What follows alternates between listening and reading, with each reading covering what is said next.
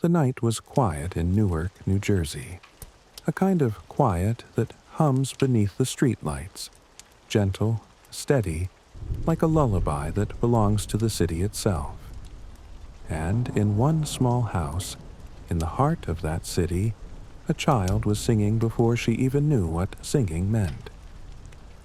Her voice drifted through the thin walls, through the kitchen where her mother hummed gospel songs while cooking, through the hall where the sound of family filled the air. Her name was Whitney. There was something in her tone, even then, that made people stop and turn their heads. It wasn't just the power of her voice, though that power would one day shake the world. It was the purity, a sound that seemed to come from somewhere else, somewhere higher, somewhere close to heaven. Her mother, Whitney Houston, knew that voice well, because she too carried music in her bones. Sissy sang in church choirs, with soul groups, and alongside legends.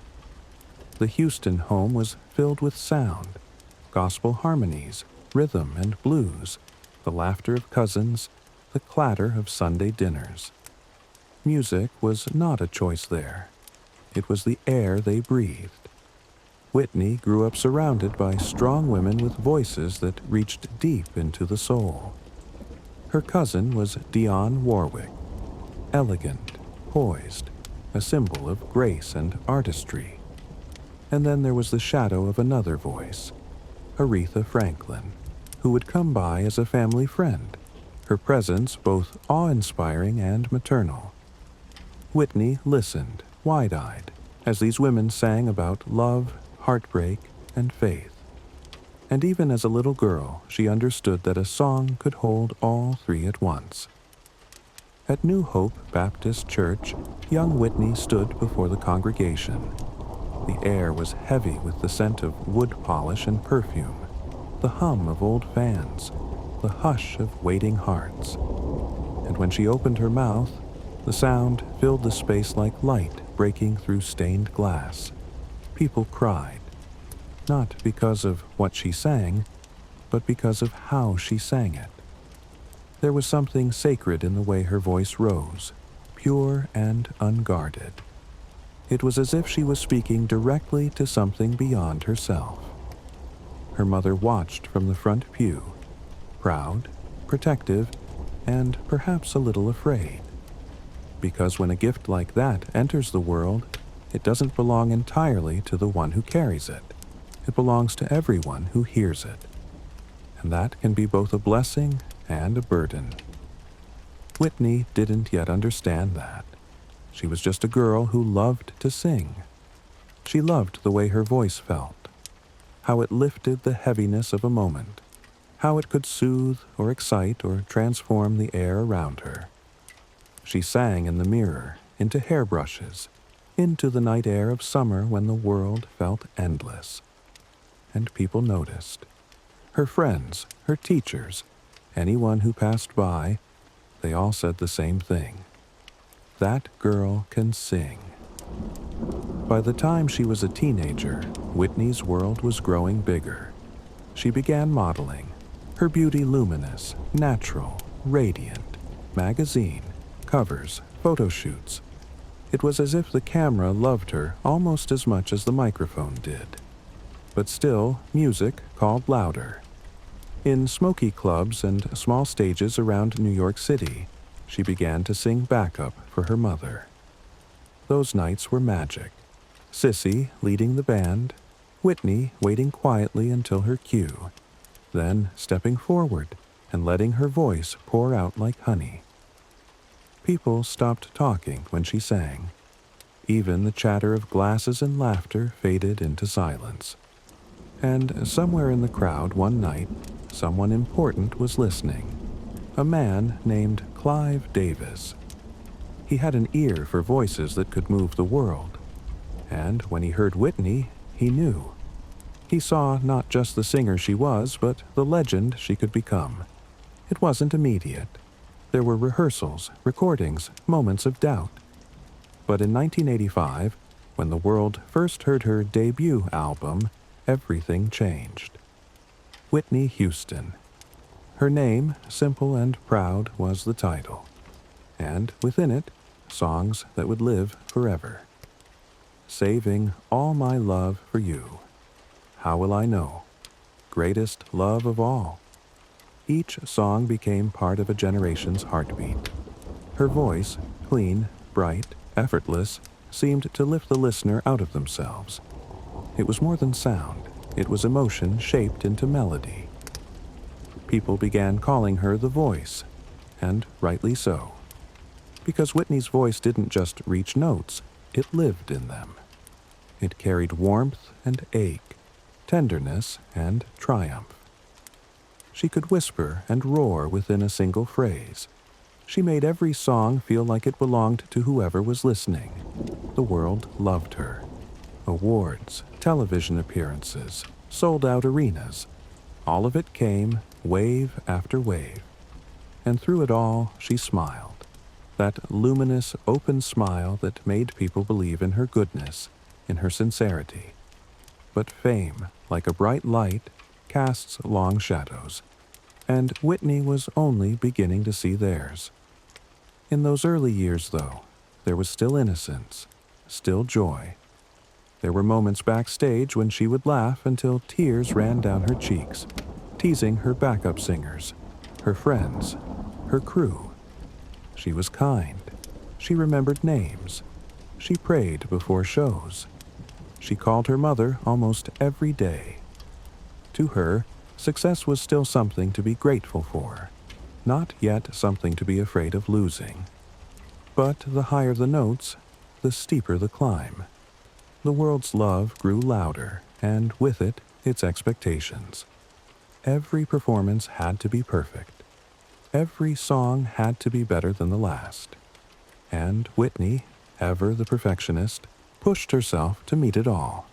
Her voice became her crown, her armor, her burden. There were whispers, even then, about how much pressure she felt, about how people wanted to shape her image, to make her palatable, pristine, universal. She was too pop for R&B, too black for pop. To this, to that. But she sang anyway. She stood at the microphone, eyes closed, and poured herself into the music. And the music loved her back. Her second album broke every record her first one had set. The world had never seen anything like it. And through it all, Whitney remained that same girl from Newark in many ways. A dreamer who still believed in the beauty of song. But something had begun to change inside her. A quiet exhaustion. A loneliness that fame could not erase. In interviews, she smiled and spoke softly about gratitude, about love. But her eyes sometimes wandered, as if searching for something familiar in a room full of strangers. Perhaps she missed the simplicity of church pews, of her mother's voice beside hers. Perhaps she missed being just Nippy, as her family called her. The girl who sang because it felt like prayer. And then, into her life, came a different kind of fire. Love. It was bright, wild, complicated, and full of sound. A man who made her laugh, who understood her chaos, who saw her not as the voice, but as a woman. His name was Bobby Brown. Their connection was instant, electric and tender, and doomed in the way only the brightest loves can be. But for now, in those early days, it was joy. They danced, they joked, they shared dreams. They sang together in living rooms, not for cameras, but for each other. And in that laughter, Whitney found something she had been missing: freedom. For a while, it felt like the world could wait. Their wedding was a spectacle, shimmering with white roses and gold ribbons, the kind of day that felt like a dream pressed between the pages of a magazine. Cameras flashed, guests smiled, the choir sang. Whitney glowed, radiant and hopeful. She believed in love, truly believed in it. and she believed in the promise that two people could weather anything if their hearts were honest. But marriage is not made of songs and headlines. It is made of quiet moments, of long nights, of two people trying to find rhythm in each other's chaos. And both Whitney and Bobby carried storms of their own.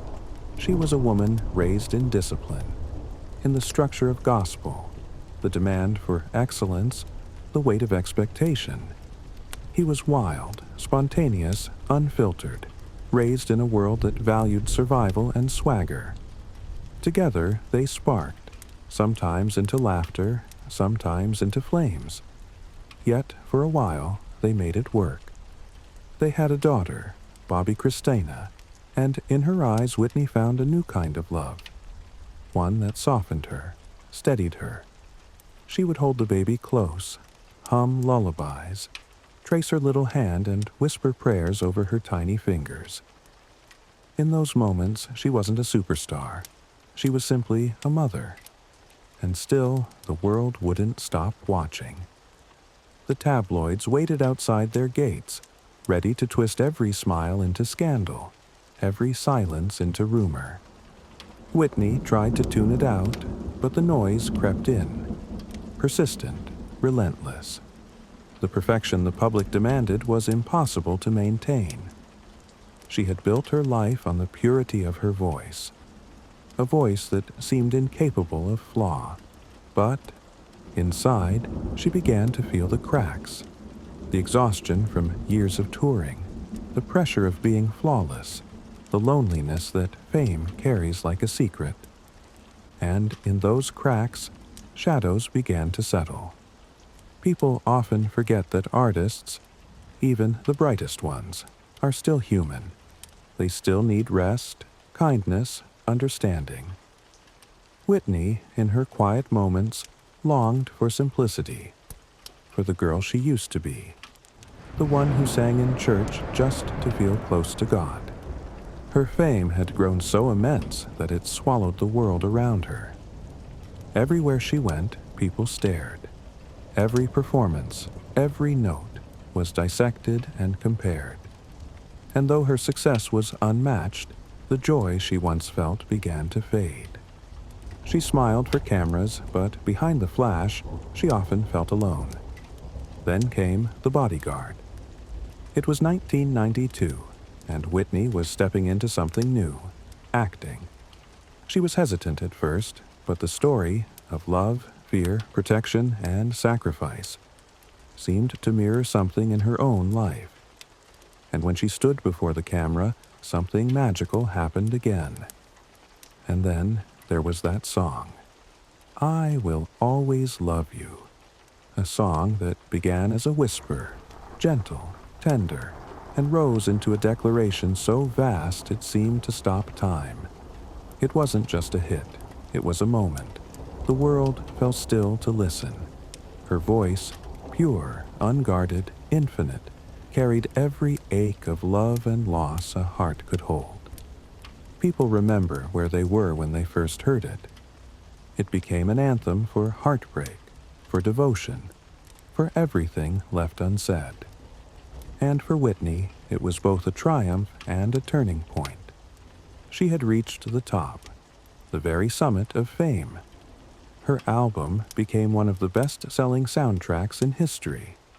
Her performance, her presence, her voice, all of it solidified her as an icon beyond measure. But the higher the peak, the colder the air. Whitney began to feel the distance between herself and the world growing wider. The people closest to her said she grew quieter, more guarded. She laughed less. She prayed more. She retreated into her home, her family, the few spaces where she could still be nippy. And yet, when she sang, the magic remained. At award shows, in interviews, she would still smile that gentle smile, still speak with warmth. But behind her eyes was something fragile, a flicker of exhaustion. There were whispers now, harsh, unkind, relentless. People speculated, gossiped, judged. They talked of struggles she was too proud to show, and though she denied much of it, the truth was simpler and sadder. She was tired. Her marriage was faltering. Her fame, once a joy, had become a burden. Her voice, that divine gift, was harder to summon. And yet, even in her most fragile moments, she held on to grace. She still tried to love, to forgive, to believe. There were nights when she would sit at a piano, alone, and sing softly to herself. Just a melody. No audience. No applause. Those who heard said it was haunting. A whisper of the girl she once was. She didn't need to prove anything anymore. She was just singing to feel whole again. In interviews, she sometimes spoke of peace, of how she wanted it more than anything. Peace, she said once, is the greatest gift. But peace can be hard to find when the world won't stop asking for more. The late 90s became a blur. Tours, headlines, rumors, heartbreak. And through it all, she carried herself with the poise of someone who knew what it meant to fall and rise again. But the strain showed. Her eyes, once so full of light, seemed dimmer. Her laughter came slower. And yet, still, when she sang, people cried, because even when her voice wasn't what it used to be, her spirit remained. Every note carried history, joy, pain, resilience. She was singing not to impress anymore, but to survive. Perhaps that was the truest form of her art. Not the perfection of her early years, but the honesty of her later ones. The cracks through which light could finally enter. There was something heartbreakingly beautiful about that. Whitney had always been a woman of faith, even when the world misunderstood her. She prayed in hotel rooms, before concerts, in quiet moments no one saw. Her belief in God never wavered, even when everything else did. And maybe that's what kept her going. Through the noise, the pain, the disappointment. That unshakable connection to something greater, something that had given her that extraordinary voice in the first place. Sometimes she said she didn't choose singing. It chose her. Maybe that was true. Maybe that's why it was so hard to carry. Because gifts that come from heaven always weigh a little more. The new millennium arrived softly for most people, but for Whitney it came like a quiet reckoning. The years behind her glittered with success, but they also carried ghosts of pressure, of exhaustion, of promises made to herself that were hard to keep. The world still adored her, but that adoration had teeth. It expected her to remain forever young, forever perfect, forever the voice. She tried. She truly did. There were comebacks, rehearsals, interviews filled with optimism. But something inside her had begun to tremble. A restlessness, a sadness that words could not explain. Fame can be like a mirror that slowly stops reflecting your true self. What once felt like adoration can start to feel like surveillance. And Whitney, who had always been open, trusting, generous, began to build walls around her heart. The people who loved her most said she still laughed, that when she did, it was as bright as ever, as if nothing had changed. But in the quiet, when the cameras were gone, she seemed distant, almost weightless. Her friends would ask if she was okay, and she'd smile and say, "I'm blessed." And maybe she was. But blessing and burden often share the same shape. Still, her voice would not leave her entirely.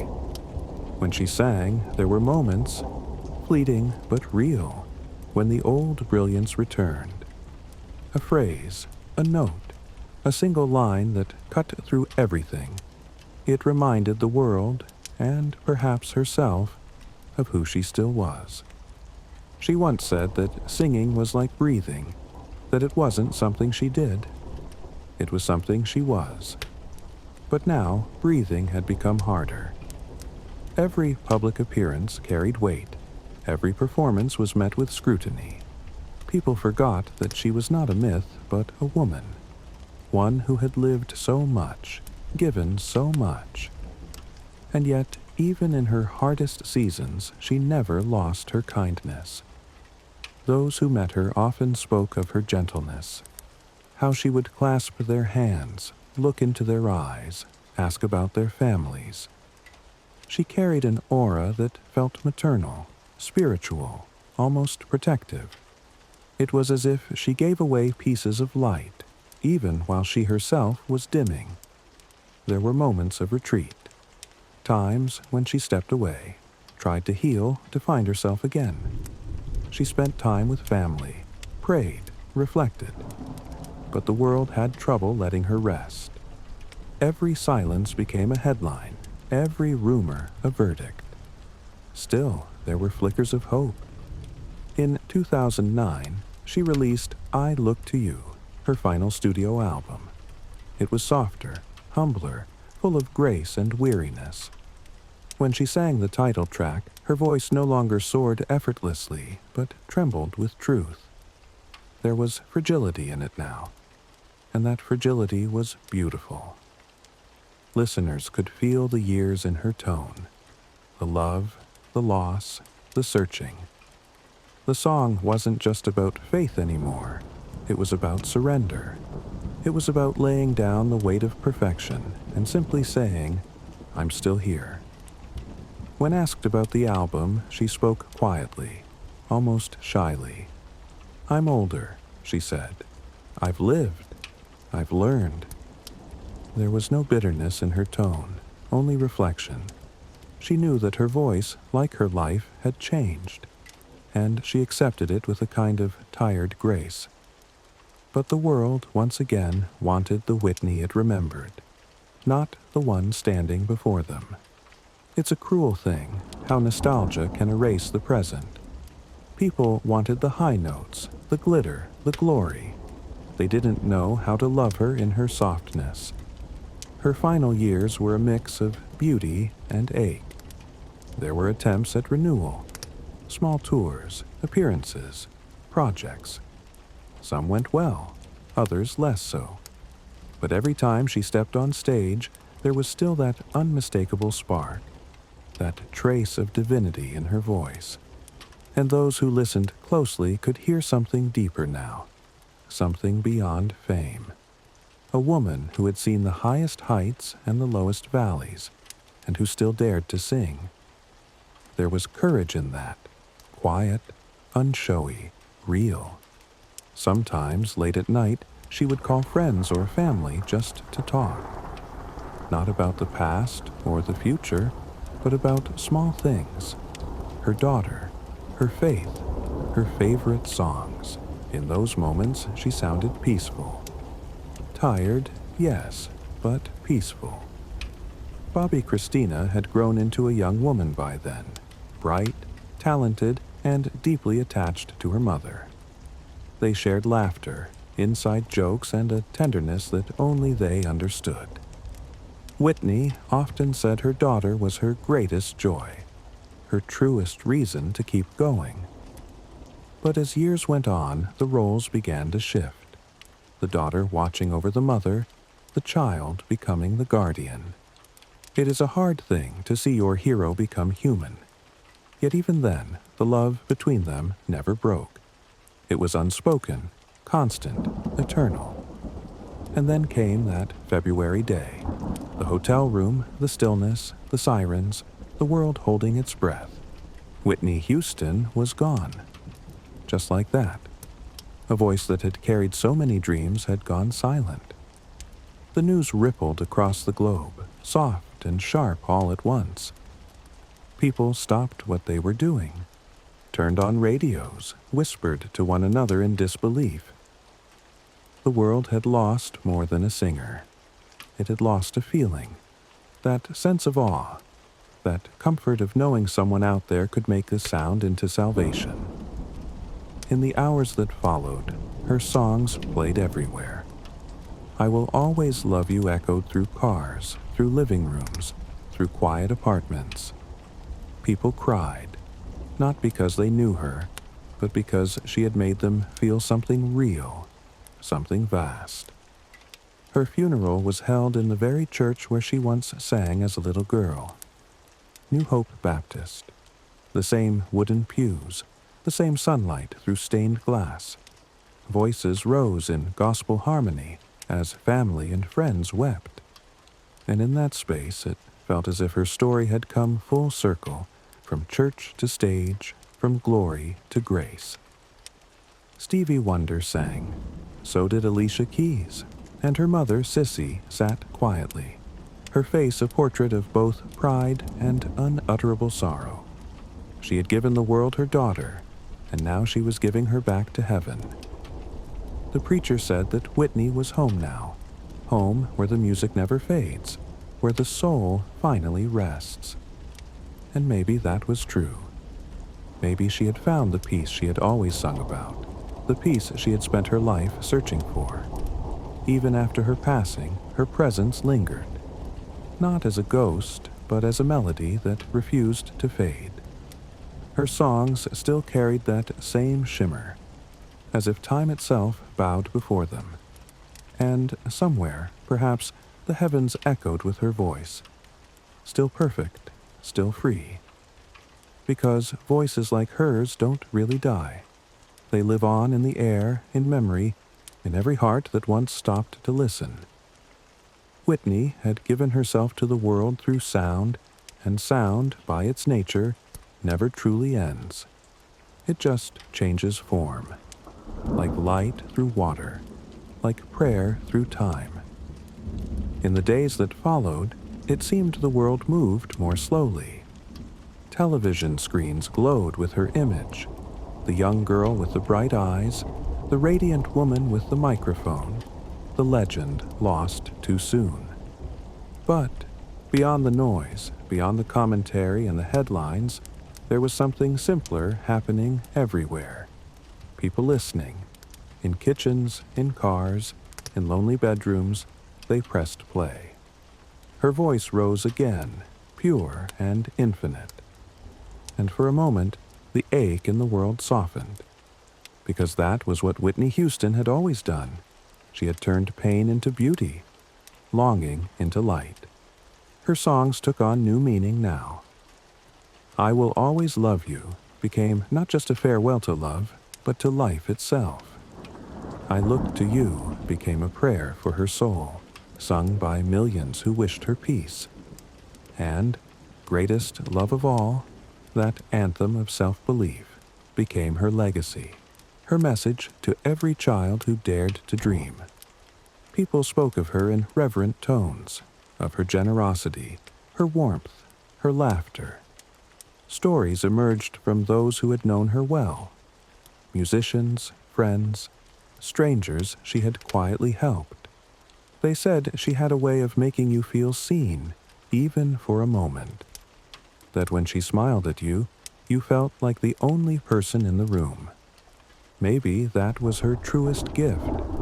Not just her voice, but her heart. Because in the end, her songs were never about perfection. They were about love. Love in its rawest, most fragile form. Time moved on, as it always does. Awards were given in her name.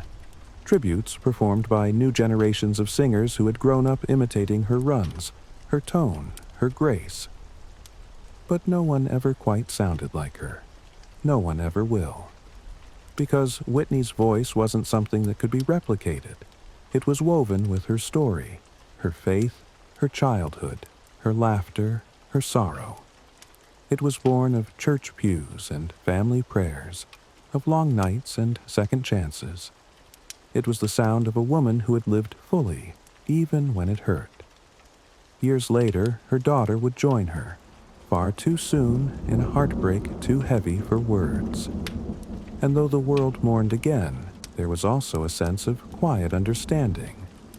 That perhaps somewhere beyond the veil of this world, mother and daughter were together, whole and free. Some say they can feel it, that when Whitney's songs play, there's a presence, a warmth that fills the air, as though the music carries her spirit tenderly. And perhaps it does, because art, when made from the soul, doesn't vanish. It lingers, gently, eternally. When you listen to her now, late at night, you can almost hear her younger self within the notes. The little girl in Newark, standing before the congregation, eyes closed, voice trembling with purpose.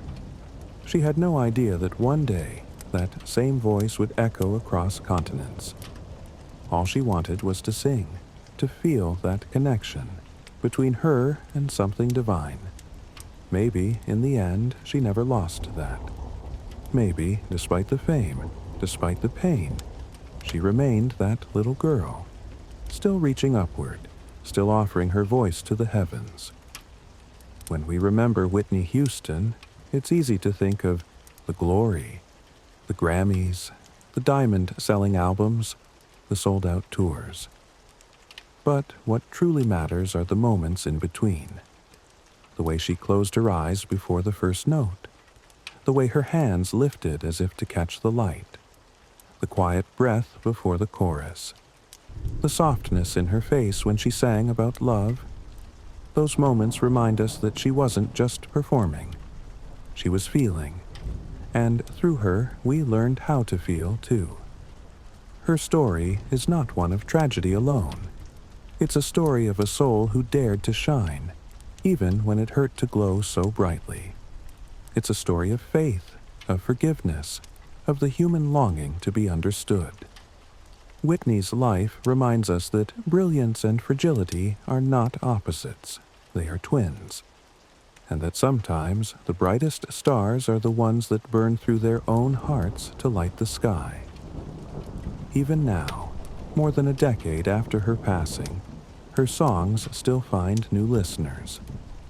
Young people who never knew her in life discover her through the music, and they stop, and they listen, and they say, that voice.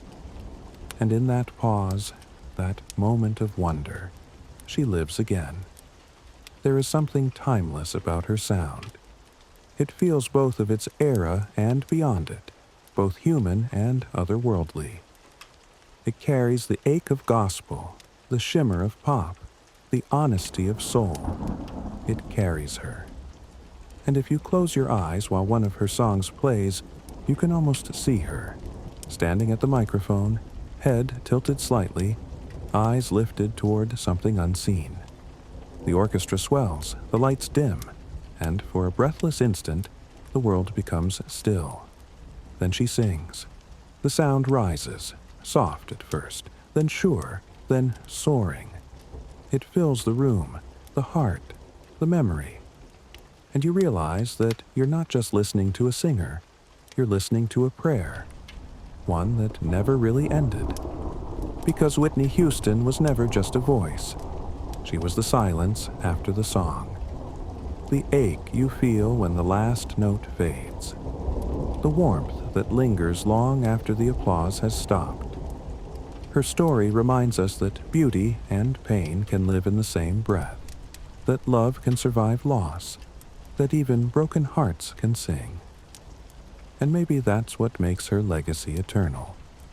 The way she turned her own heartbreak into music that still heals others. When the night is quiet and the world feels heavy, play her songs softly. Let them wash over you like water. Let her voice remind you that even in sorrow, there is grace. Even in endings, there is love. Somewhere, perhaps, Whitney is still singing. Not for fame, not for perfection, but for peace. Her voice floating through the stars, pure as the day it was born. A lullaby for the weary world she once dazzled. And if you listen closely enough, you might hear her whisper in the quiet between notes. A reminder, tender and true. Don't be afraid to love. Don't be afraid to fall. Just sing. There is something sacred about the way her songs have endured. Time has tried to move forward as it always does, but Whitney's voice anchors it, holding space for a gentler world that once was. When her songs play now, there's a quiet hush that seems to fall over people. It's as if we all know, instinctively, that we are in the presence of something rare, something that transcends the noise of modern life. And maybe that's what true artistry is. Not the applause, not the fame, but the ability to make strangers feel less alone. Whitney did that again and again. Her songs became companions, the kind that sit beside you on long drives, that hum quietly when you can't find your own words. Even now, decades after her first album, her voice feels alive. Not nostalgic, alive. It carries warmth and ache in equal measure, like sunlight on the edge of rain. And the beauty of it is that it doesn't belong to one generation. It belongs to everyone who's ever loved, lost, hoped, prayed. Her influence can be heard in the singers who came after, in the melismas, the grand crescendos, the quiet breaths before the final note. Every artist who dares to sing with emotion owes her a small debt, because Whitney reminded the world that technique means nothing without truth. When she sang, she wasn't showing off. She was feeling, and that feeling, raw, human, unguarded, is what continues to move us. You can't imitate that. You can only surrender to it. There are moments when her songs appear unexpectedly, in a grocery store, on a late-night radio, in a film scene. And every time, something happens. People pause. A memory rises. A lump forms in the throat. Her voice, like a ghost made of light, moves quietly through the air, and the world seems softer for a moment. Perhaps that's her truest legacy.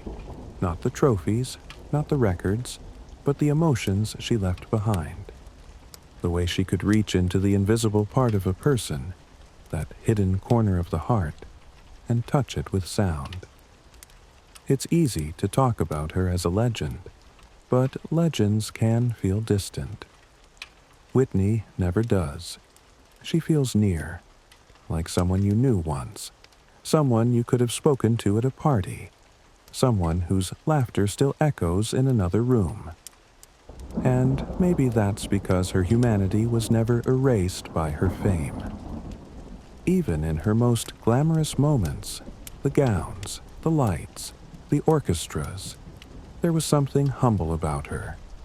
Something that said, I know what love feels like. I know what loss feels like.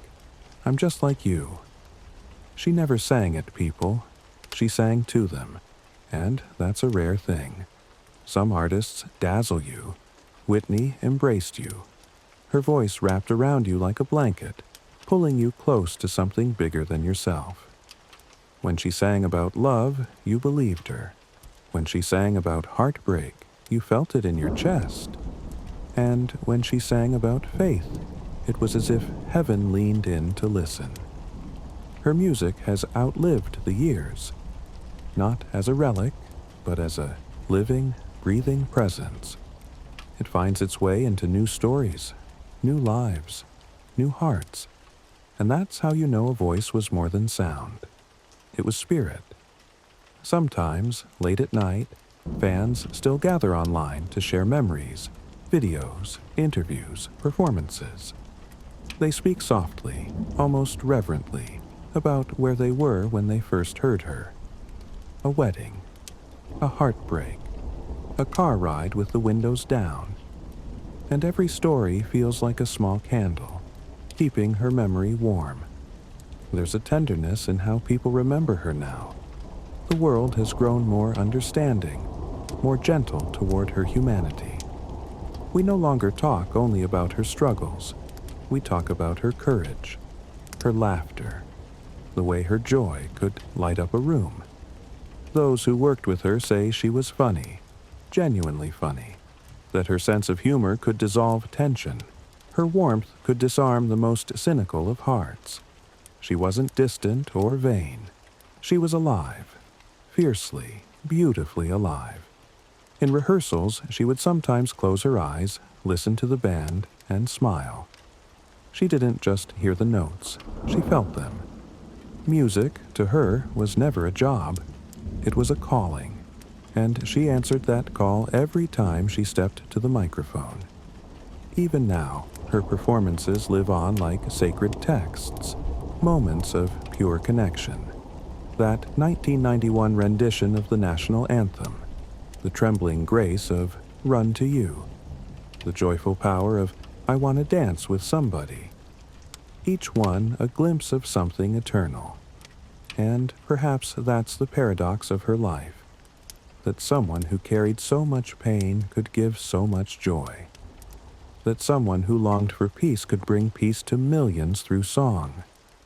It reminds us of a truth as old as music itself, that beauty often comes from brokenness, and that the most powerful art is born from the tenderest wounds. Whitney's voice wasn't perfect because it was flawless. It was perfect because it was real. Every crack, every sigh, every trembling note was part of her story.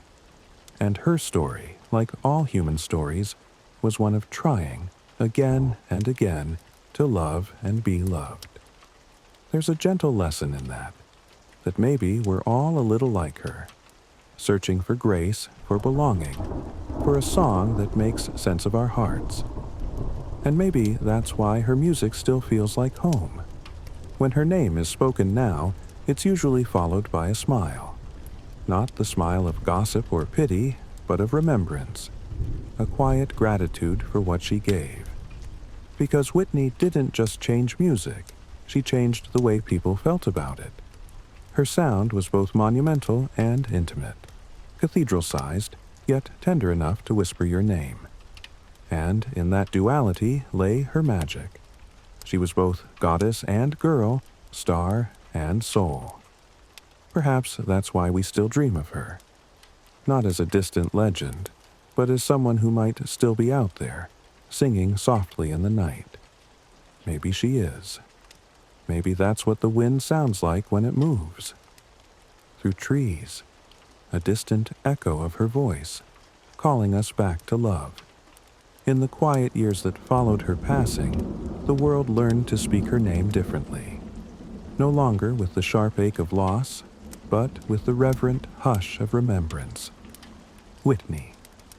Just saying it felt like music, like a note that still hangs in the air long after the song has ended.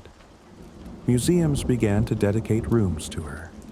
Glass cases holding sequined gowns, microphones, handwritten notes, photographs. People would stand before them and stare, not just at the artifacts, but at the life they represented. Because behind every shimmering dress and every polished trophy was a woman, full of light, laughter, and longing. You could almost imagine her standing there, smiling shyly, brushing it off with that modest laugh she often gave when people praised her too much. She never seemed entirely comfortable with the idea of being called the greatest. She once said, "I just sing. That's all I've ever done." But what she didn't say, perhaps what she couldn't say, was that through that simple act, she had given people a reason to believe in beauty again. Whitney's legacy didn't remain locked in nostalgia. Her songs found new meaning as the years passed, becoming lullabies for new generations.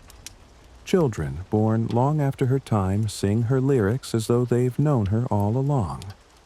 Because some voices don't belong to an era, they belong to eternity. And still, her influence flows quietly through music today. You can hear it in gospel choirs, in love ballads, in the way a young singer holds a single note just a heartbeat longer than necessary. That's Whitney, living inside the sound. Producers still speak of her with awe. They remember her discipline, her intuition, the way she could record a song in one take, then listen back with her eyes closed, nodding slowly. "It's right," she'd say, and it always was. She treated music like prayer, approached it with respect, with reverence. Even when her voice trembled in later years, the intention behind it never did. That's why her songs still move people, because they were never just performances. They were confessions, moments of truth wrapped in melody. The world has tried to define her 1,000 ways. Icon, diva, legend. But perhaps the truest word is simpler. Human. A woman who loved deeply, gave freely, and carried the unbearable weight of her own light. There's a certain loneliness that lives inside extraordinary people, the kind who make the impossible seem effortless. Whitney carried that loneliness with grace. Even when her life grew heavy, she found ways to give joy. That is the quiet heroism we rarely see, the courage to keep singing when the heart is tired. And maybe that's why her story continues to comfort. Because it isn't a tale of perfection. It's a story of trying, of falling, of rising again. It's the story of someone who reached so high that even when she fell, her light still touched the sky. Sometimes, when the night is still, her music plays somewhere far off, through a window, from a passing car, in a cafe where time seems to stand still, and the air seems to change. People glance up, slow down, listen. For a few moments, the world feels gentler. That's her, still healing, still reaching, still reminding us that love can live inside sound. It's strange how absence can make someone more present. Whitney is no longer here, yet she is everywhere. In the ache of a lyric, in the triumph of a chorus, in the silence that follows a song too beautiful to end. Her music has become part of the world's emotional landscape. It's there when people fall in love.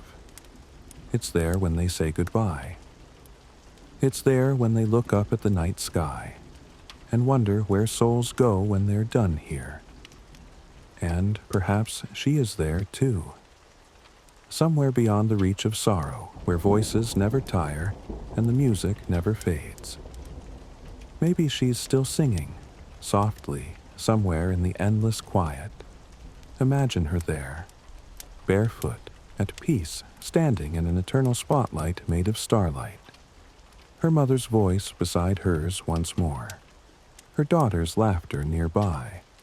And all around her, harmony, vast, gentle, endless. She begins to sing, not for the world, not for applause, but simply because that's what her soul was made to do. The notes float out like feathers, light, pure, eternal. They drift toward us, crossing distance, crossing time. And we, here below, hear them still. Perhaps that is what heaven sounds like. Not choirs or trumpets, but a single human voice filled with love, singing the truth of who it is. That's what Whitney always did. She sang her truth, even when it broke her. Especially when it broke her. And maybe that's why we can't forget her. Because she gave us something deeper than entertainment. She gave us herself, her joy, her pain, her hope, her faith. Every time we listen, we receive that gift again. When the world feels harsh, play one of her songs. Let it fill the room. Let it remind you of beauty, of the power of one voice to carry all the contradictions of being alive.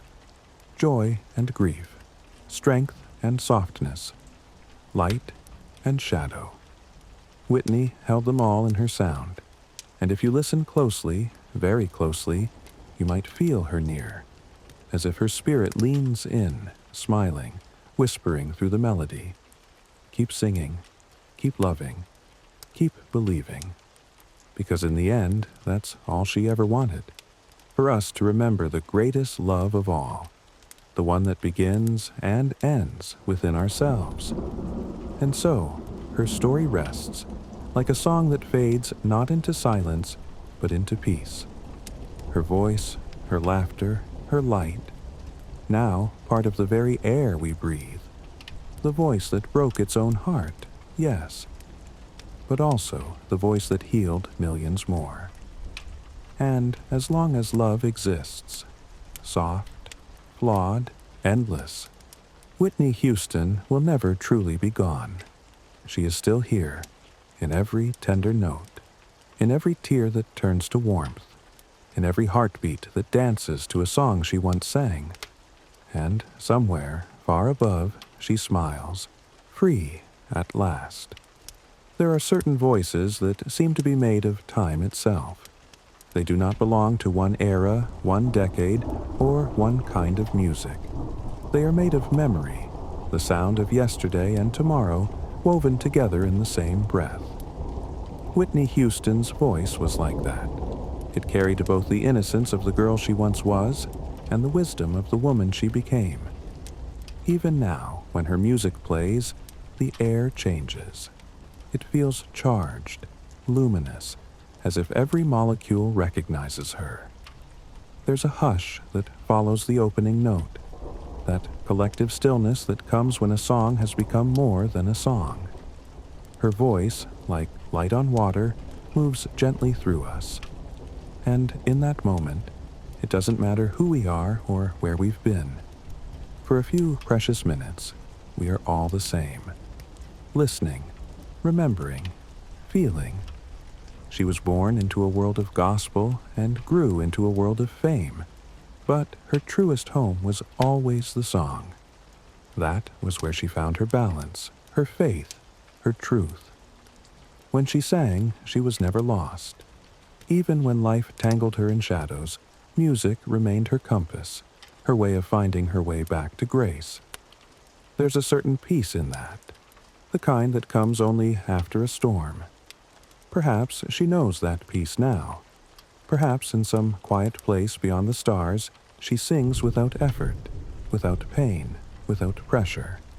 Her voice rising into the infinite, not to impress, but simply to exist. And for us here, her story becomes a kind of lullaby, one that soothes and reminds. Because Whitney's life, for all its brightness and sorrow, teaches us something profound about the human heart. That love is worth the risk, that beauty is worth the burden, that a voice, once freed, can heal even the cracks it came from. If you close your eyes, you can almost see her again. The lights low, the crowd quiet, a single beam illuminating her face. She smiles, that radiant, knowing smile, and takes a breath. And then that sound, smooth, golden, tender, fills the room. The audience leans in, the world pauses, and for that moment, everything feels right again.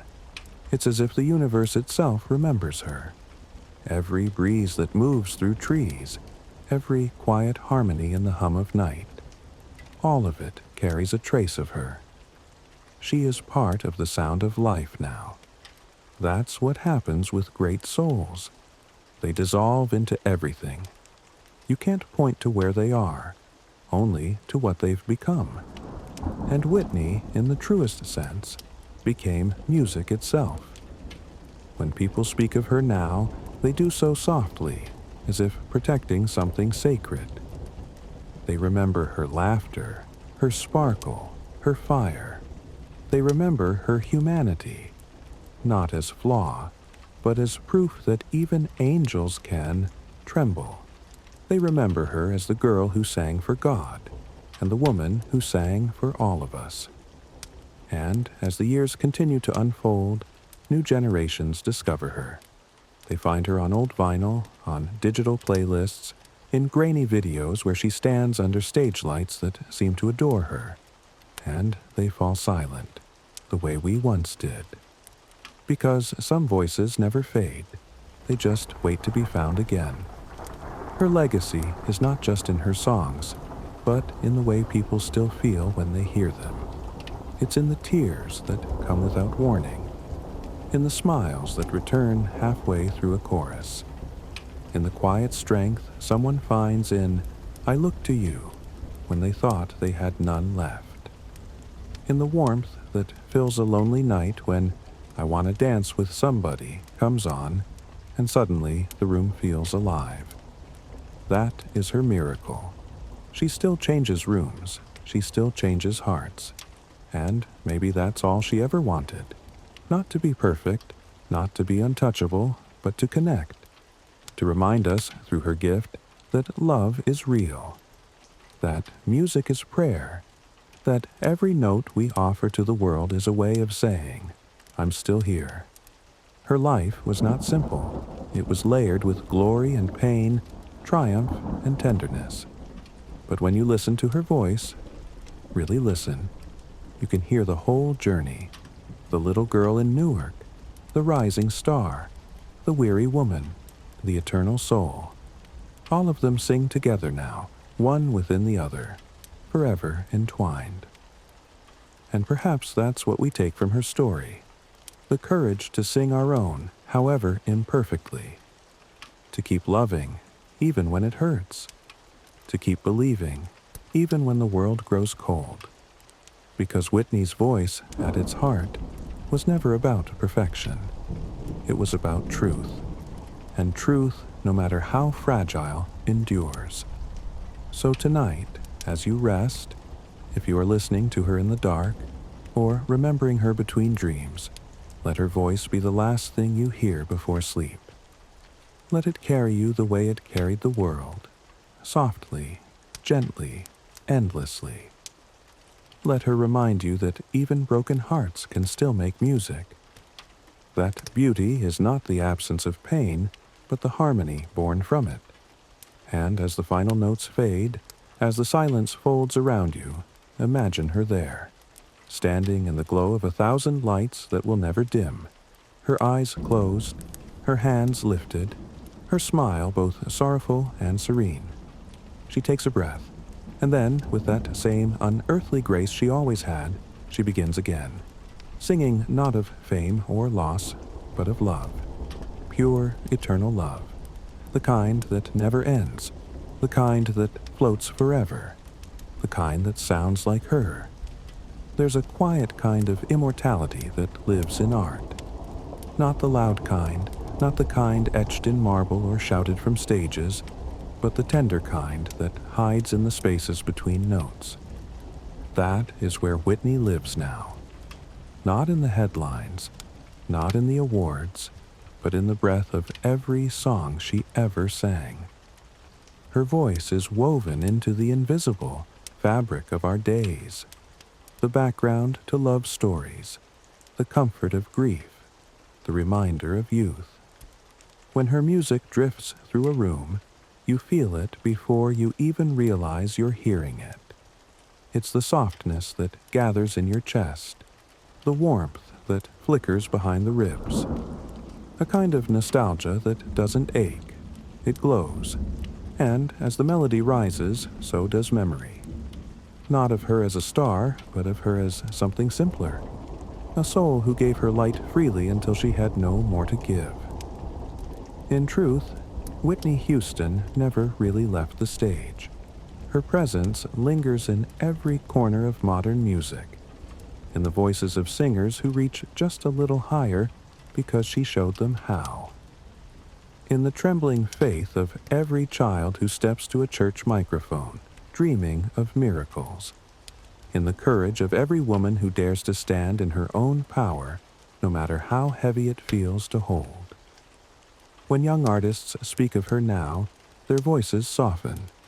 They talk about the first time they heard her sing, how it made them stop, how it made them want to feel that alive, that open, that brave. Because Whitney didn't just sing notes, she sang possibility. She taught the world that there is strength in vulnerability, that there is holiness in being human. You can still feel her presence at gatherings, celebrations, weddings. Whenever her songs play, people instinctively join in. Voices, young and old, merge with hers, filling the air with something that feels eternal. And in that sound, she lives again. Her laughter, her faith, her love, alive in every harmony. That is what legacy truly means. It is not a monument or a memory. It is a continuation.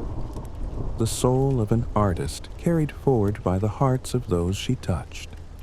Whitney's legacy is not frozen in time. It evolves tenderly as the world does. Her songs take on new meanings, new lives, new hopes. What once was a love song becomes a prayer. What once was a farewell becomes a promise. Because her voice always had that power to transform, to transcend. When we listen now, we don't just hear her story. We hear our own reflected back, our own longings, our own heartbreaks, our own small triumphs. That was her gift. She sang us to ourselves. Even now, her image flickers on screens, in documentaries and tributes, in films that try to capture what it was like to stand near her light. But none of them can quite hold her, because Whitney wasn't something you could capture. She was something you felt. A vibration, a pulse, a prayer whispered in sound. She was the embodiment of a certain kind of beauty, one born not of perfection, but of persistence. She kept showing up, even when it hurt. She kept singing, even when her voice trembled. She kept loving, even when the world was unkind. That is the kind of beauty that doesn't fade. It deepens. And so now, when we speak of her, we speak not just of what she did, but of what she gave. She gave courage to those who feared their own light. She gave solace to those who thought their wounds made them unworthy. She gave sound to what love feels like when words are not enough. The years have turned her story into something like a parable of brilliance and fragility, of divine gifts and human cost. But in that story, there is redemption, because Whitney, even in her breaking, remained true to her essence. Love. It was always love. Love for God, love for her family, love for the song itself. And maybe that is why, even now, when her voice returns through a speaker or a whisper of static, it feels sacred. Because she sang not to impress, but to reach. Not to dominate, but to connect. Not to live forever, but to be real, even just for a moment. And perhaps that's the greatest form of immortality, to be remembered not for perfection, but for truth, to have been fully, beautifully human, and to have turned that humanity into music that still heals the world. If you listen closely tonight, you might hear her in the quiet hum of life, in the rustle of leaves outside your window, in the distant echo of a radio playing softly somewhere down the street. That's her, still singing, still reminding us that love is the only thing worth leaving behind. Because in the end, that was always her message, that love endures. It changes shape, it weathers storms, it bends, but does not break. It is the melody that keeps going long after the voice is gone. And so, as this story draws to its gentle close, let us remember Whitney Houston not as a fallen star, but as a steady light, one that continues to shimmer through the veil of time. Her voice was her offering, her life was her song, and even now the final note has not yet faded. It lingers, soft, golden, infinite, like a blessing whispered just before sleep. A promise that beauty, once given, never truly disappears. And somewhere, in that endless quiet between heaven and earth, she smiles. The girl who became the song, the woman who became the voice that became forever. Night gathers itself around her name. You can almost see the lights dim in some quiet theater somewhere. An empty stage, a single microphone, and the ghost of applause still humming through the seats. In that stillness, the world remembers what it feels like to listen, and what it feels like to be moved. Whitney's songs have become part of the language of tenderness. They appear when words are not enough, at weddings, at farewells, in long drives where thoughts wander through decades. A generation that danced to her youth has grown older now. Their children know her voice even if they never saw her alive. That is the strange mercy of music. It keeps love in circulation. Somewhere a man hums, "I believe in you and me." Somewhere a woman presses, "I will always love you," against a loss she can't quite name. Somewhere a little girl, standing in a church pew just as Whitney once did, takes a deep breath and begins to sing. And for an instant, the air feels familiar, as if a fragment of her spirit has passed through. People call it influence, but it's more than that. It's inheritance, the way a candle lights another without losing its flame. Whitney lit countless candles, and even now, long after she stepped away from the stage, the glow continues. In voices, in hearts, in the simple act of believing that music can still heal. If you've ever found yourself singing along to one of her songs, softly, without realizing it, you've felt that inheritance. You've joined the great quiet choir that carries her forward. And in that moment, you become part of her story too. There is comfort in knowing that the things we create from love outlast us. Whitney proved that again and again. Every time she opened her mouth to sing, she built a bridge. Between people, between worlds, between pain and peace.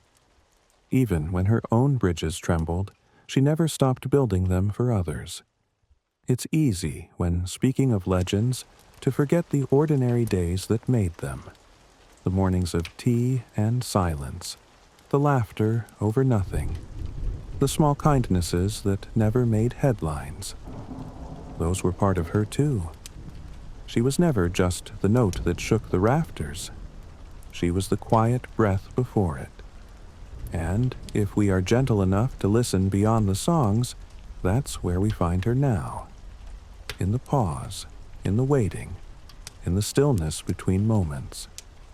The same stillness she must have known before walking on stage, when she closed her eyes and gathered herself, the orchestra poised, the lights warm against her skin. Then, that first sound. Always that first sound. A sigh that turned into a universe. Her gift was not that she could sing higher, louder, cleaner than anyone else. It was that she could make a single note feel like forgiveness. When she sang, you felt seen, as if she knew the things you never said.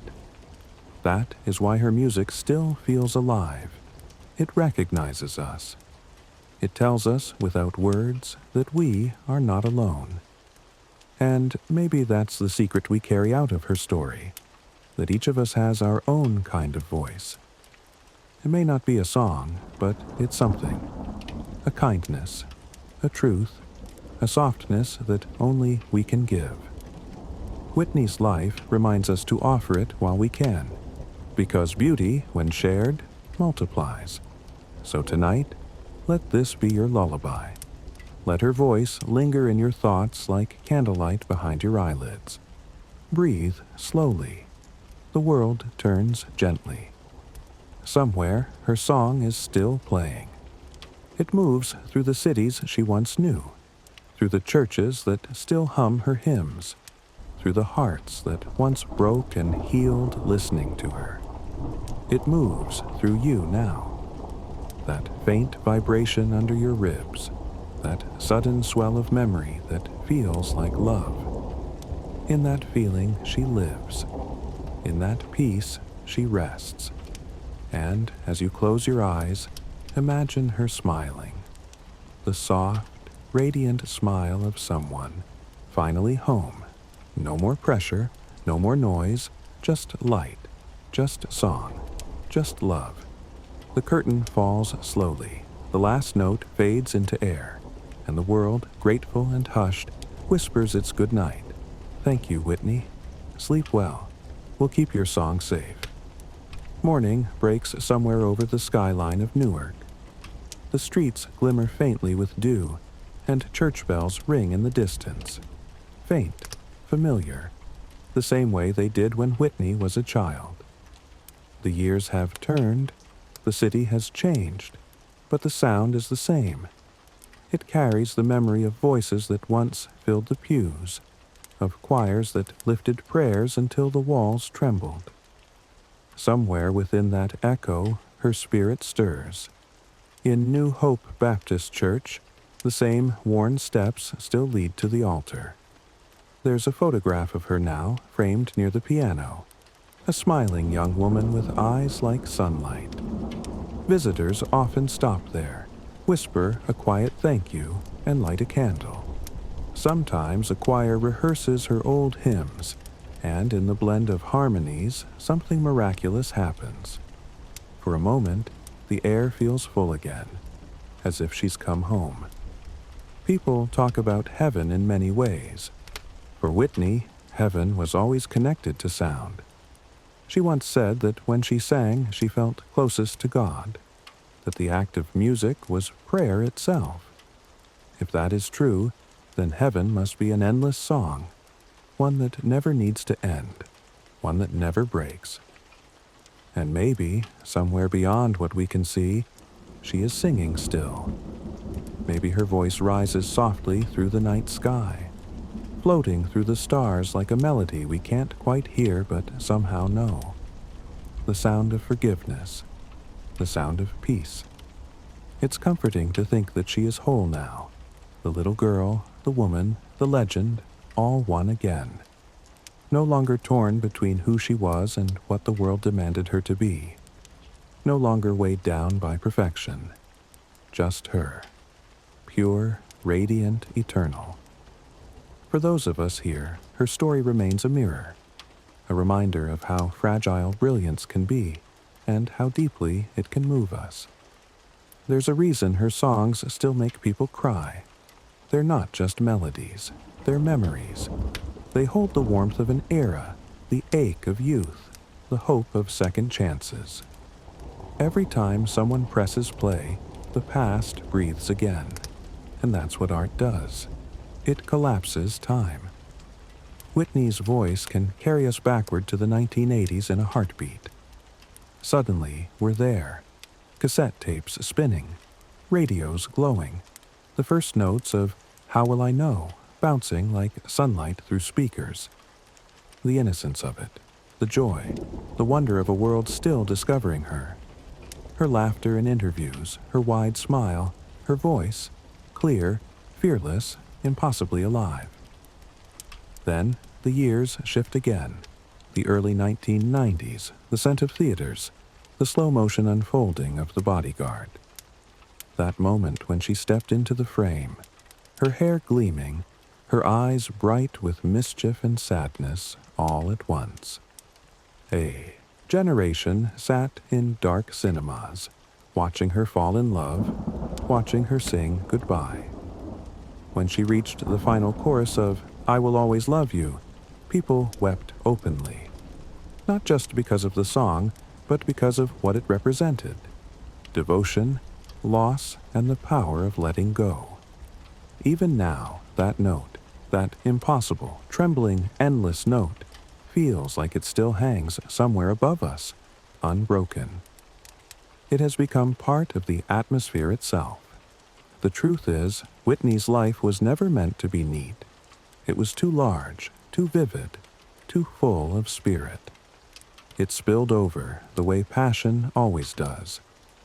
And while the world often focused on the chaos, those who loved her knew the deeper truth, that her heart was enormous, her kindness quiet but constant. She loved laughter. She loved children. She loved family dinners and old gospel records and sitting by the ocean at night. In her most peaceful moments, she was still that girl from Newark, barefoot, curious, full of faith. There's an image people close to her often remember. Whitney sitting at a window during a rainstorm, humming to herself. Just a melody, wordless, soft, the sound of someone talking to the sky. That's how they like to think of her now. Still humming, still talking to the sky. And perhaps that's why her music continues to comfort. Because inside, every song is a piece of her longing, her wish for peace, for understanding, for love without condition. She gave that wish away, over and over, until it became ours too. When we listen to her now, it feels like she's still giving, still reaching through the static and the distance, saying, "You're not alone." It doesn't matter if we're hearing her for the first time or the thousandth. The message is always the same. There's grace in imperfection. There's holiness in honesty. And there's hope in the simple act of singing through pain. Sometimes, when night stretches long and sleep feels far away, her songs are the only prayer some people know. They let her voice wash over them, that golden, aching sound, until the world quiets down inside their chest. And somewhere between the verse and the chorus, something lifts, something heals. That is the power she left behind. Not fame, not the headlines, but the ability to soothe a restless heart. And maybe that's what she always wanted to do, to comfort, to love, to remind the world that it's okay to feel too much. So when you think of her, do not think only of her ending. Think of her laughter echoing through studios. Think of her arms wrapped around her daughter. Think of her voice breaking open a room with joy. Think of her faith, steady, stubborn, unshaken even when the world swayed. Think of the woman who sang because she had to, because silence was too small for the size of her soul. And if ever you doubt the goodness of the world, play one of her songs. Let it find you where you are. Close your eyes. Listen, because in that sound there is proof that something beautiful once walked among us, and still does. There's a special hush that fills a room when someone plays her music on an old stereo. The sound is softer, warmer, like a photograph left too long in the sun. You can hear the tiny imperfections in the tape or the faint crackle of a vinyl record spinning. And yet, somehow, those flaws make it feel more alive. It's as though her spirit leans closer through those little imperfections, reminding us that beauty was never meant to be flawless. A song begins, "Didn't we almost have it all?" The opening chords drift like a smoke, and her voice slides in, smooth as silk, but filled with ache. Each word falls with precision, yet every syllable trembles with emotion. By the time the chorus swells, something inside you shifts, not dramatically, but gently, like a tide returning to shore. That's the secret of her power. She could move you without ever raising her voice. Even in her quietest phrases there was enormity, the weight of all that she'd seen, all that she believed. She wasn't just performing, she was confessing, and in those confessions, we recognized our own hearts. Her music has aged the way truth does, unchanged by fashion, untouched by time. It still feels relevant, still feels intimate, as though she recorded it just for this moment. That's the strange magic of her voice. It refuses to belong to the past. It exists perpetually in the present, forever reaching toward us. Listen to the way she shapes a note. It isn't just technique, it's tenderness. You can almost feel her thinking of someone, her mother, her daughter, her God, and offering the song as a gift. She once said she sang to heal herself first, and others second. Perhaps that's why the healing still works. If you ask people what they remember most about her, they'll tell you about her smile. It wasn't just bright, it was inviting. A smile that said, "I see you. I understand." Even in moments when she seemed weary, that light found its way through. She could walk into a room full of strangers and somehow make everyone feel they already knew her. That kind of warmth doesn't vanish. It lingers like perfume long after the person has gone. Her friends still speak of her in the present tense. She is funny. She is kind. She is love. Because to them, she hasn't left. Not really. She's just stepped backstage for a while. There are those who believe the most important thing about her was her success. The records sold, the awards, the acclaim. But her true legacy is quieter. It's in the way her songs make people hold each other a little tighter. It's in the tears that fall during I Will Always Love You. It's in the joy that bursts from dance floors when I Wanna Dance with Somebody plays, and strangers smile at one another without a word. That invisible thread from her heart to ours, that's what remains. Some nights, radio hosts dedicate an hour just to her music. The announcer speaks in a hushed voice, as though entering sacred ground. He says her name with the same reverence one might use for a prayer. Whitney Houston. And then the songs begin, one after another, filling the air like starlight. Somewhere out there, people driving alone on dark roads turn up the volume. A woman in her kitchen sways to the rhythm. A man at work pauses, lost in thought. For a few moments, scattered souls share a single heartbeat. That's the kind of miracle only music can perform, the uniting of strangers through sound. And Whitney, more than anyone, understood that. She knew that the voice was not hers to keep. It was a gift meant to be given away. In one interview, she was asked what she wanted people to remember. She smiled and said, "That I did my best, that I loved." Simple words, almost too small for a life so large. And yet, in their simplicity, they told the truth. Because love, not fame, was always her purpose. Every great artist leaves behind a lesson. Whitney's lesson is to live with feeling, to let life touch you deeply even when it hurts. Because the same heart that feels pain is the one that feels joy, and you can't have one without the other. She embodied that paradox, carried it with elegance and faith.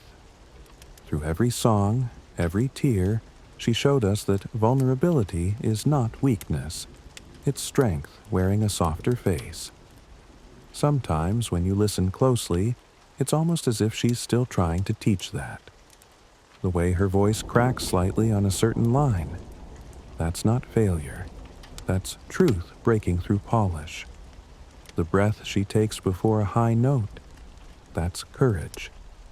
The tremor that lingers at the end of a word, that's the cost of love. She gave us all of it, unfiltered, unguarded. And now those gifts circle back to us. Her songs have become a kind of emotional language, a shorthand for feelings too vast to name. Couples play them at weddings. Families play them at funerals. Friends play them when they don't know what to say to each other. In every case, her voice says it for them. There's a quote from her mother, Sissy, that people often remember. She had the kind of gift that comes along once in a lifetime, and she gave it to the world. You can hear both pride and grief in those words, because gifts like that are double-edged, dazzling, but heavy. Whitney carried hers with grace until she could no longer. And yet, even now, it continues to shine. In this way, she never really left us. She's everywhere sound lives. In choirs, in headphones, in whispered refrains under someone's breath. Everywhere people are brave enough to sing. Because courage is contagious, and Whitney was its melody. For the generation that grew up with her, Whitney's music has become a map of their own lives.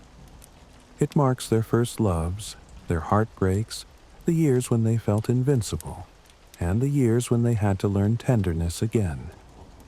Each song is a marker in time, a point of light along a path that keeps winding forward. When How Will I Know plays, it's 1985 again. The colors are brighter, the future is wide open, and the radio seems to be speaking directly to a young world that hasn't learned caution yet. When I Have Nothing fills a room, it's the early 90s, the age of big dreams, of standing in the rain and believing that love could fix anything. And When I Look to You drifts through a quiet house, it's later in life, the years of reflection, when faith means something deeper, something earned. Whitney aged with her listeners, whether she meant to or not. Her songs grew wiser as they did. They carried more shadow, more stillness, more prayer. In her later recordings, you can hear it. The soft fatigue of living, but also the grace that comes with understanding.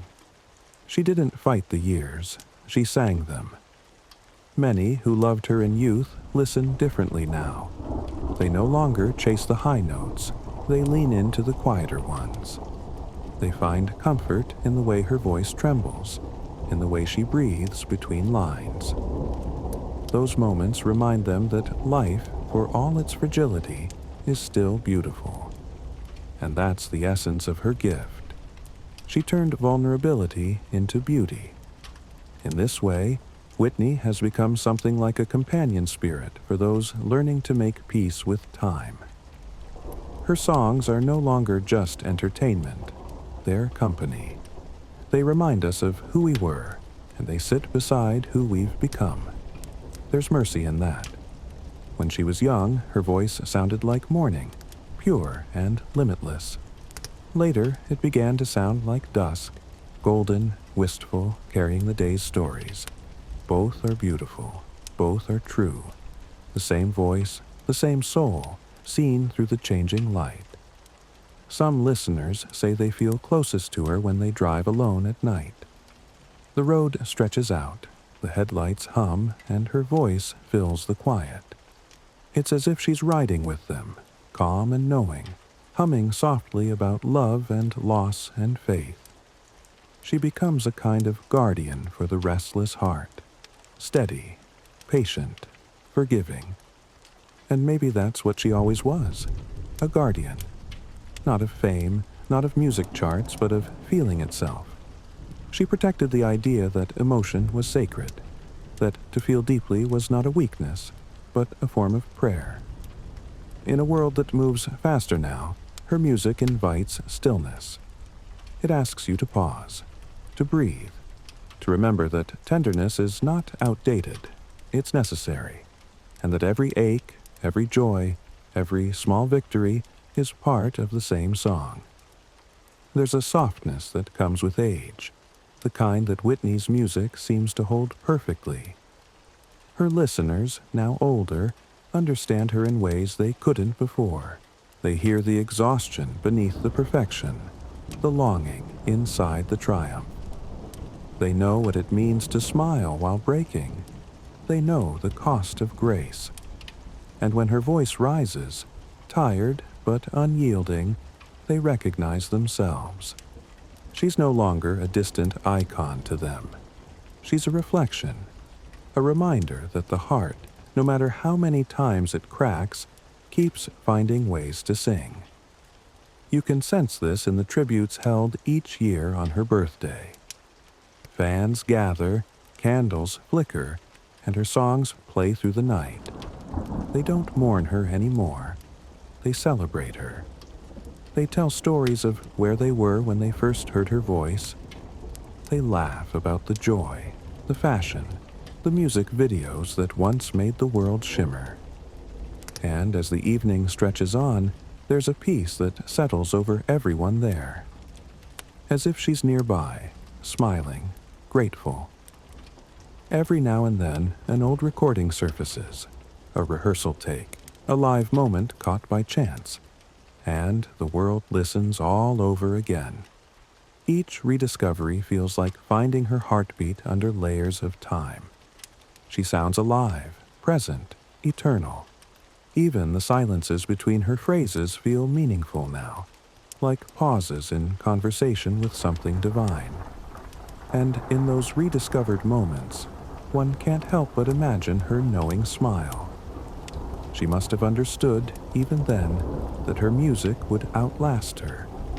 Not out of pride, but because it was built from love.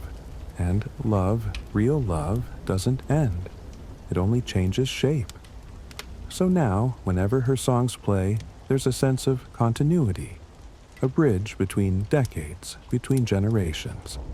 A reminder that the emotions that once filled dance floors and stadiums are the same ones that still move us in the quiet of our homes. We are still human. We still ache. We still reach for the light.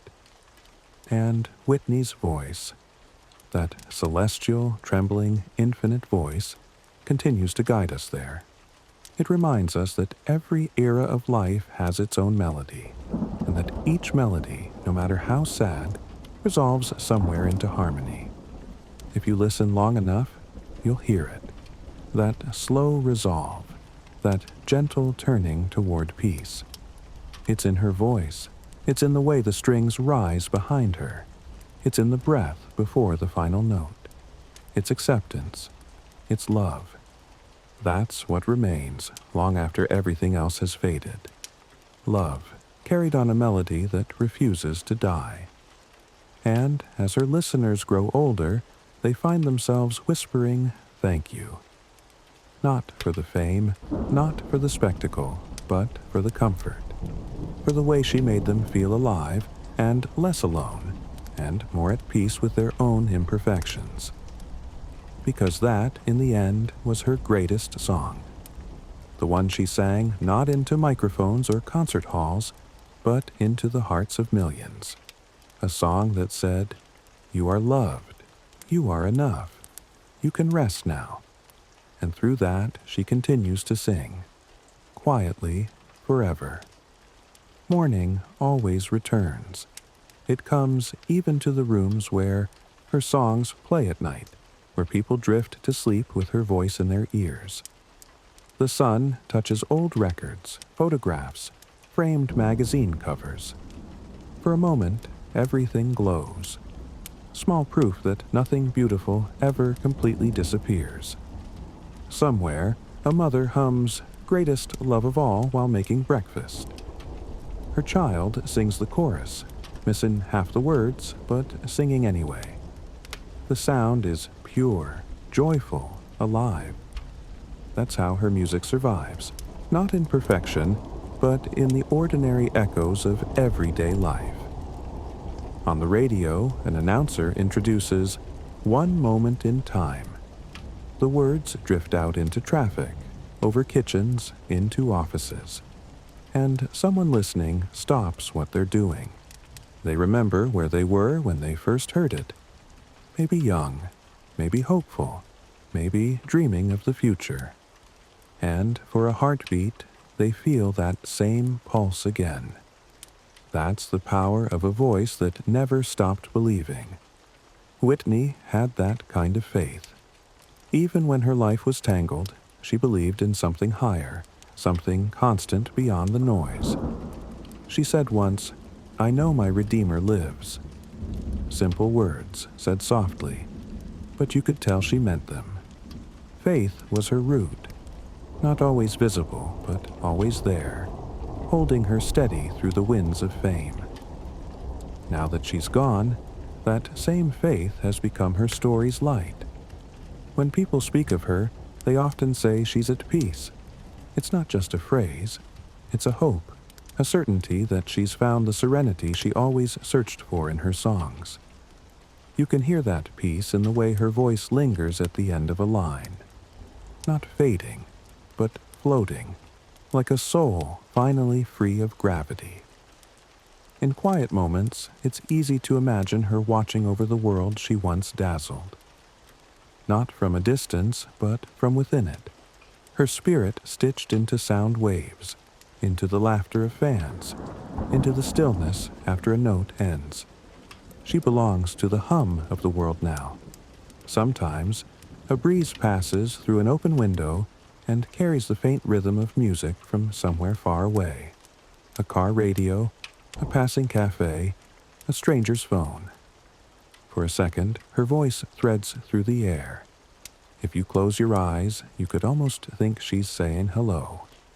It's a comforting thought that those we've loved and lost never really vanish. They live in vibrations, in memory, in the way we move a little slower when something reminds us of them. Whitney's presence is like that. You feel it without trying to. There are still children discovering her for the first time. They see old performances online. The 1991 national anthem, the live medleys, the radiant joy. They don't see the years of struggle behind the smile. They see a woman completely at one with her gift. They hear the power and think, I want to feel like that. And just like that, her voice becomes new again. She bridges generations effortlessly. A mother's music and a daughter's discovery, meeting in the same melody. The world changes, but the feeling doesn't. The feeling is eternal. Every artist hopes, secretly, that their work will outlive them. Whitney didn't need to hope. It was inevitable. Her sound was too honest, too human to fade. It wasn't made of trends, it was made of truth. And truth, when sung with love, never dies. So the music keeps playing, not just in homes and cars, but in hearts. People carry her around without even realizing it. A lyric remembered in a quiet moment. A melody that comes unbidden while walking down a street. She's there, subtle, constant, kind. And for those who were close to her, who loved her not as Whitney Houston, but as Nippy, the girl they grew up with, she is even closer. They say that when they hear her voice now, it doesn't feel like a ghost. It feels like a conversation, a continuation, a promise kept. Her life wasn't perfect. It wasn't meant to be. Perfection is too small a word for a soul that felt as deeply as hers did. Her flaws made her real. Her struggles made her reachable. And her courage, that stubborn, shining courage, made her unforgettable. She lived a life of music, but she also lived a life of love. And that's what remains strongest in the end. Love in her laughter. Love in her songs. Love in the people who still speak her name with tenderness. Sometimes, late at night, when the world feels heavy and quiet, there's comfort in whispering her name. Whitney.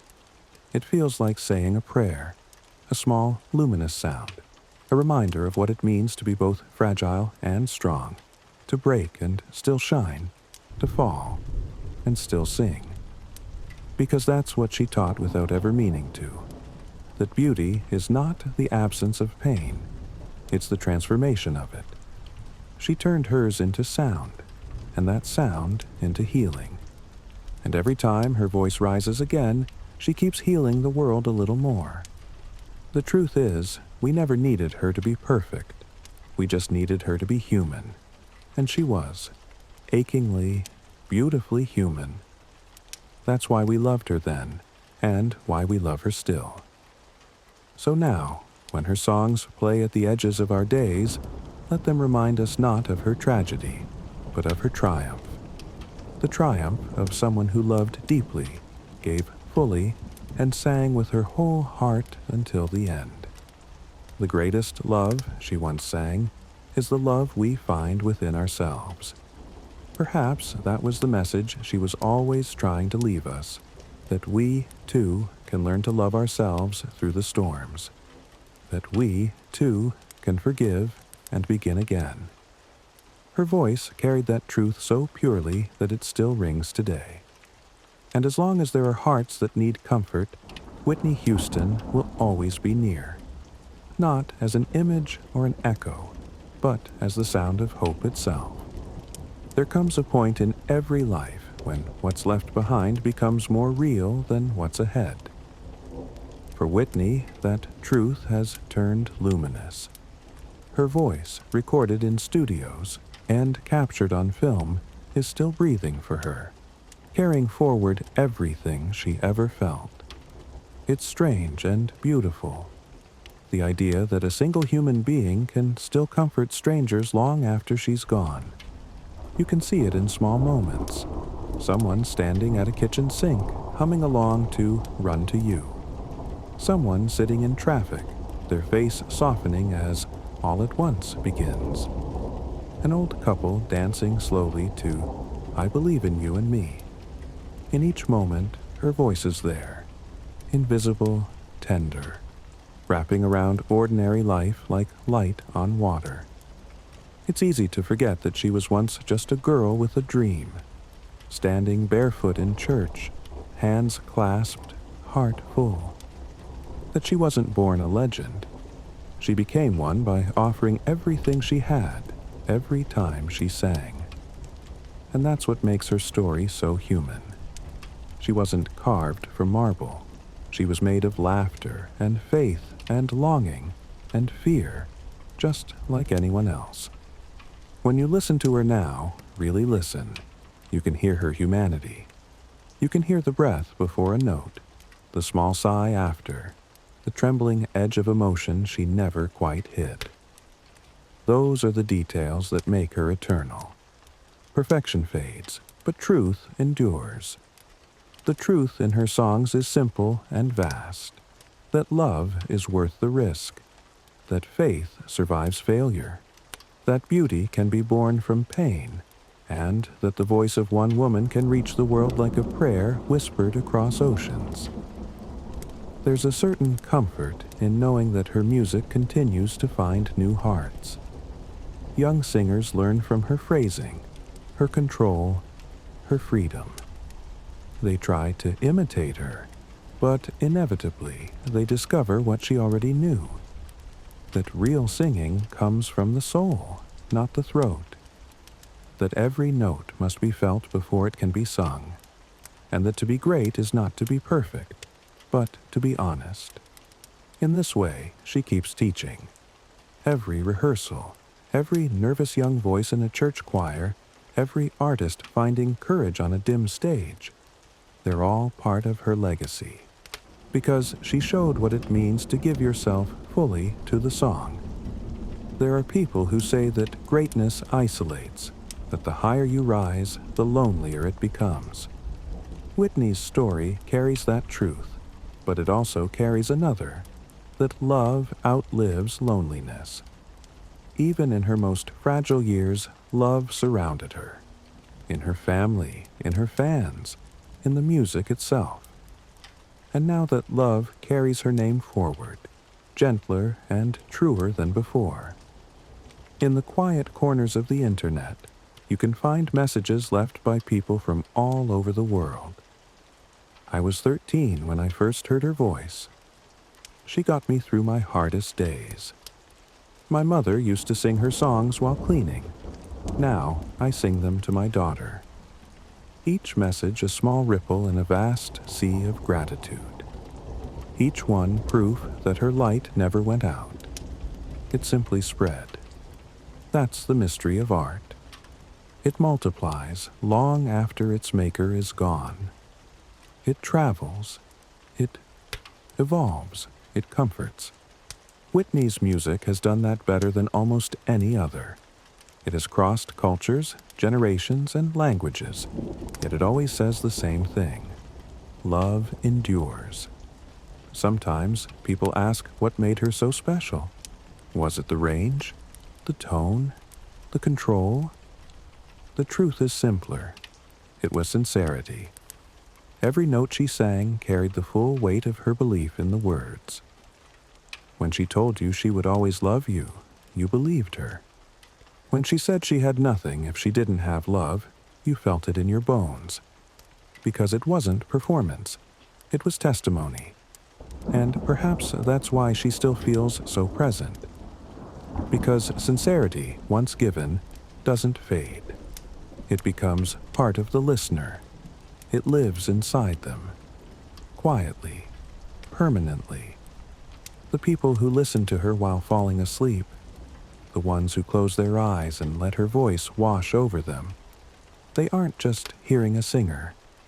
They're hearing compassion in sound form.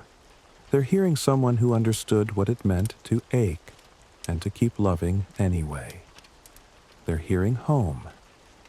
It's easy to romanticize a life like hers, to paint it in gold and tragedy. But maybe the most honest way to remember Whitney is to imagine her laughing. That unguarded laugh, rich, sudden, contagious. Friends said it would fill a room and make everyone else laugh too, even if they didn't know why. There was joy in her, even in the shadows. There was light that no struggle could fully extinguish. If you picture her now, maybe she's surrounded by that light. No cameras, no expectations, just music. Maybe she's standing in some boundless space, singing again, her voice rising without strain. And maybe all the people she loved are there too. Her father, her daughter, her friends. The air shimmering with sound. The song endless and easy like breathing. That's how it should be. That's how we can imagine her. Free. Down here, we keep her alive by remembering what she stood for. Grace, love, resilience. By forgiving ourselves the way she learned to forgive. By daring to be open even when the world feels cold. Every act of kindness, every honest word, every piece of music sung from the heart. That's Whitney still working through us.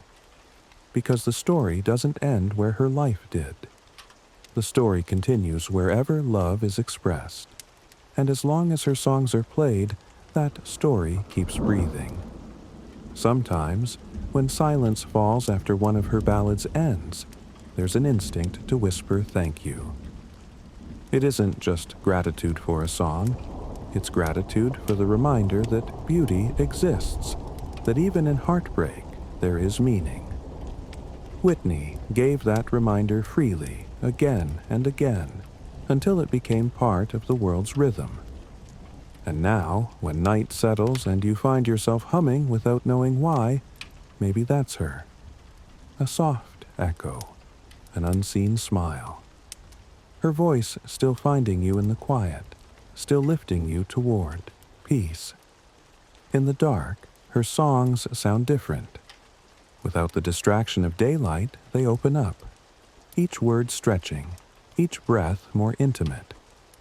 You can hear the space around her voice, the faint echo of a studio, the click of a piano pedal, the soft rustle of movement before the strings begin. It feels almost private, as if she's there beside you, singing only for you. And maybe, in some way, she always was. Her greatest strength wasn't her range, or her fame, or her beauty. It was her connection, the ability to make every listener feel seen. When she sang, it didn't feel like performance. It felt like empathy set to melody. She gave her heart voice, and we recognized our own in it. That's why her music feels so right at night. The dark makes it easier to be honest. You can let go of the masks the day requires. And in that openness, her voice arrives like a balm. Gentle, knowing, forgiving. She doesn't demand attention. She invites surrender. Somewhere right now, someone is falling asleep to her music. A small lamp glows on a bedside table. Rain taps softly against a window. "I have nothing" drifts from a speaker. Not loud, just enough to fill the quiet. The listener's breathing slows, and as the final note fades, they whisper her name, not out of sadness, but gratitude. That's the beauty of what she left behind. Peace.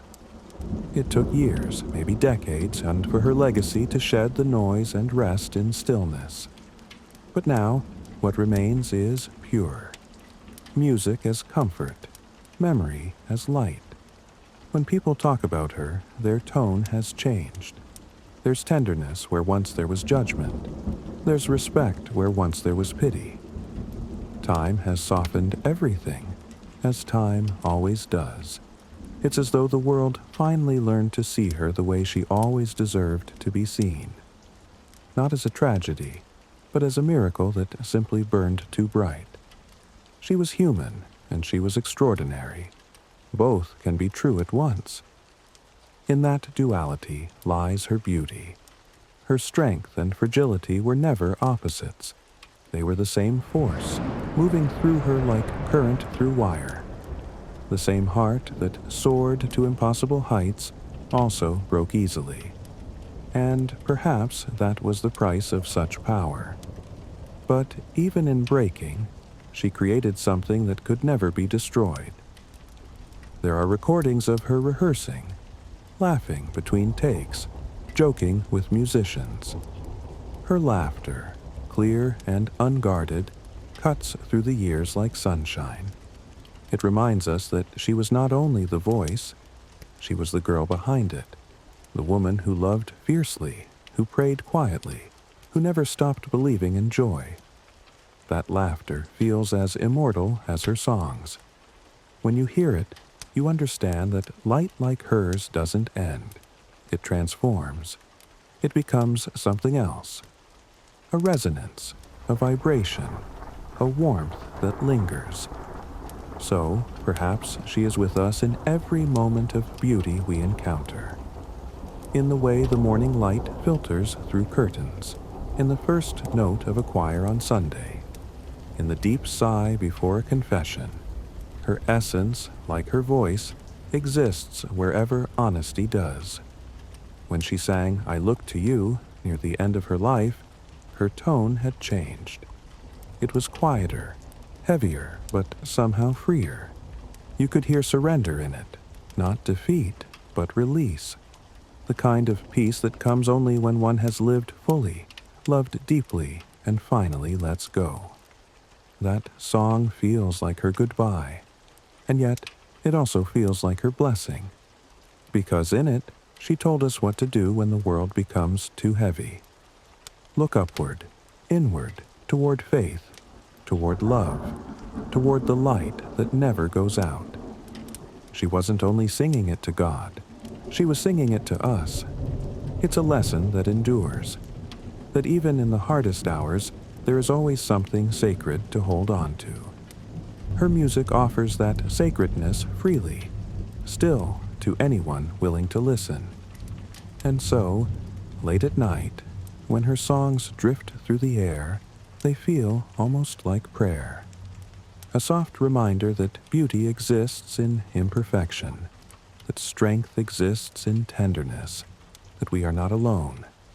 For some, Whitney's voice has become part of their ritual, something to end the day with, to return to when words fail. It's not just nostalgia, it's connection, a way of remembering what love once felt like, and still can.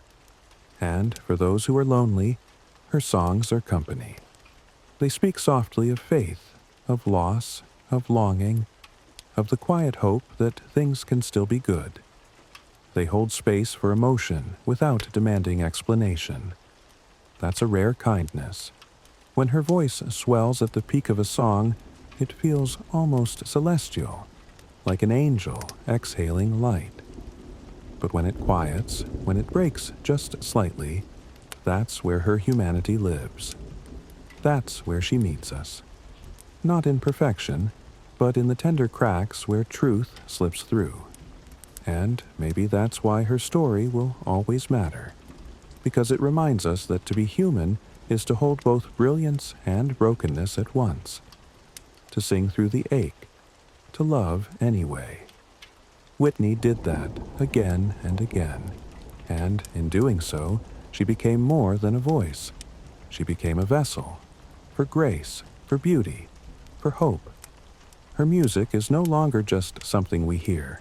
It's something we feel in our bones. It's part of the way we understand love itself.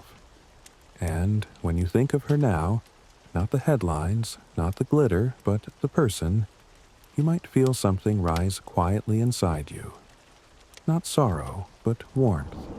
Not loss, but recognition. Because somewhere inside you, a part of her still sings. And that song, that endless wordless hum, is the sound of peace. There's a moment that happens just before sleep, when thoughts grow slow and time seems to lose its edges. That's where her story belongs now.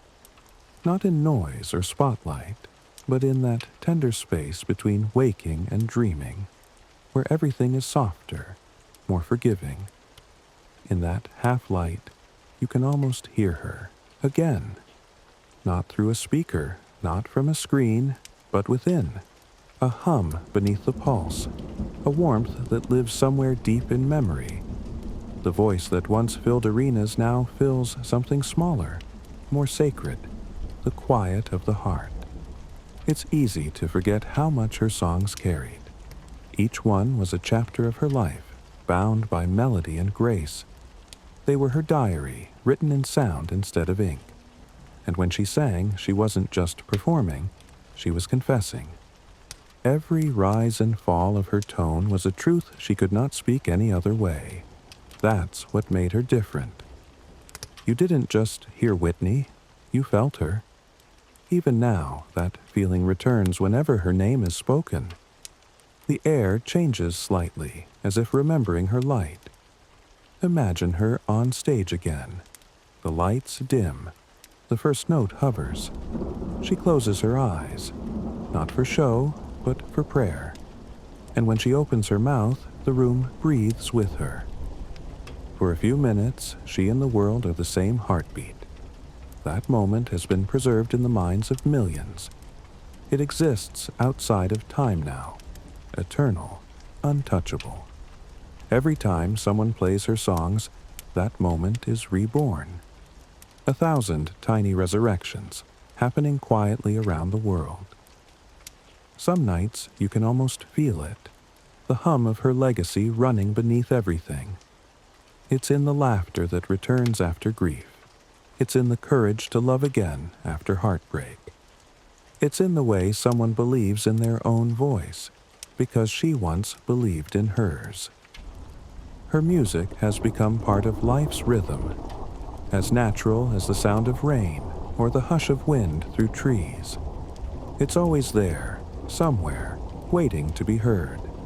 And maybe that's what she always hoped for. Not to be remembered for the noise of fame, but for the quiet of feeling. To be the sound someone turns to when words fail. To be the light someone finds when the night feels too heavy. Because in the end, that's what her voice was. Light. It moved through darkness without needing to defeat it, only to illuminate it. And in doing so, it made even sorrow beautiful. There's something eternal about that kind of gift. It doesn't belong to one lifetime. It belongs to everyone who ever needed to hear it. And maybe that's the truest kind of forever. Not being remembered perfectly, but being remembered kindly. Not being idolized, but being loved. Whitney earned that kind of love, not because she was flawless, but because she was real. The older her songs become, the more alive they seem. Each generation rediscovers her, hears the same emotion, feels the same pull. She connects people who will never meet, across years, across miles, across grief. That's what great music does. It erases distance. Sometimes people call her the voice, but perhaps she was more than that. She was the feeling behind the voice, that ache of wanting to be understood, that joy of being seen, that surrender to something larger than oneself. She sang the universal longing to belong, to love, to believe. That's why she still feels so present, because those longings never fade. Now, when her songs play in quiet rooms or through dim car radios, they no longer sound like echoes of the past. They sound like guidance, a reminder that life, even in its brokenness, can still be sung. It's strange. Her story began in a church, with gospel hymns rising to a stained glass ceiling, and it ends the same way it began, in faith, in music, in light. The circle closed not with silence, but with song. She has become part of the great choir that never ends. You can almost hear it if you listen closely. Not as sound, but as stillness, as peace. Her voice now belongs to that place where music and eternity meet. And when you think of her there, smiling, singing, finally free of the world's weight, it doesn't feel like loss anymore. It feels like completion, like the end of a prayer answered. Down here, her name continues to mean hope. It's spoken softly, reverently, like something fragile yet unbreakable. Children born long after she passed still learn to sing her songs. They don't need to know her story to feel her spirit.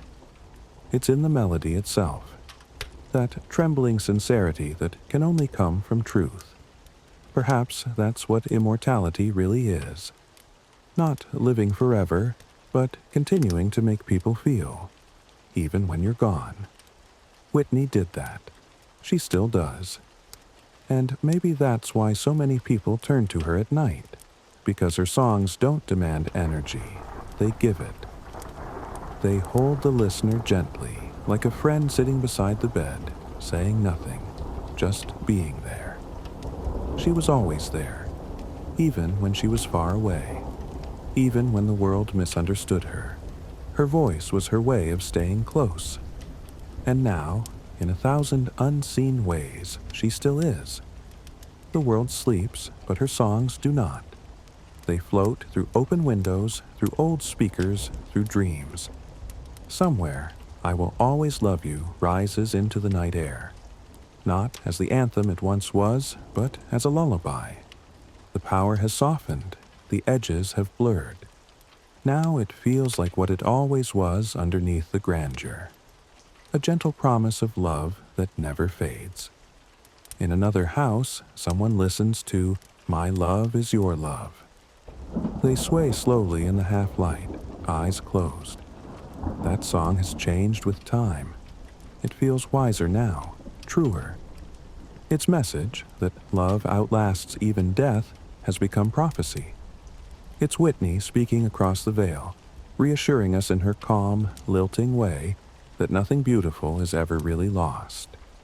It's strange how, after someone is gone, their essence seems to grow lighter. The pain fades, but the love remains, distilled and pure. That's what her memory feels like now. A candle whose flame has steadied after years of flickering. No longer wild, no longer sorrowful, just steady light. There was a time when the story of Whitney Houston was told as tragedy. But that story is too small for her. Tragedy ends in silence, and Whitney's story doesn't end. It lingers, sings, breathes. Her music refuses the quiet of despair. It insists on hope. It insists on love. And maybe that's the truth she was always trying to reach. That even when life fractures, love keeps going. That what we give of ourselves, if it is real, will outlast everything else. That every voice, no matter how brief its song, joins the great harmony of the world. Her voice is part of that harmony now. You can hear it in small, unguarded places. In a gospel chorus rising on a Sunday morning. In the echo of a subway musician singing to no one and everyone at once. In a grandmother's hum while folding laundry. That's how love travels. Quietly, invisibly, endlessly. In that way, she's still doing what she always did, connecting people through sound. She was never just a performer. She was a bridge made of melody and faith. She brought the sacred into the ordinary and the ordinary into the sacred. And now her bridge reaches further than ever, from memory into eternity, from heartbreak into healing. Sometimes people visit her resting place. They leave flowers, notes, sometimes just silence. The wind moves softly through the grass. Some swear they hear faint music, though none is playing. Perhaps that's imagination. Or perhaps it's what happens when the world remembers someone with love. The air itself hums in response. If there's a lesson in her story, it might be this: to give even when it costs you, to believe even when you can't see, to sing even when your heart trembles, because someone, somewhere, needs that sound, and you might never know who. Whitney gave like that, freely, completely, without reservation. And in return, the world carries her name like a blessing. She once sang about learning to love herself, not as vanity, but as survival. The greatest love, she said, was within. Those words, sung decades ago, still travel. They find people in hospitals, in bedrooms, in long drives through lonely nights. They whisper to them the same truth she was whispering to herself. You are enough. You are loved. You can begin again. Maybe that's why her music never grows old, because those are the words we always need. Because her voice holds the kind of faith that doesn't fade with fashion. It belongs to the human condition itself. The search for love, for grace, for home. When people fall asleep to her songs, they aren't just listening. They're remembering what it feels like to trust, to believe, just for a while, that everything broken can be made whole. And if you listen closely, just before sleep takes you, you might hear something behind her voice. A softness, a presence, a breath that feels like blessing.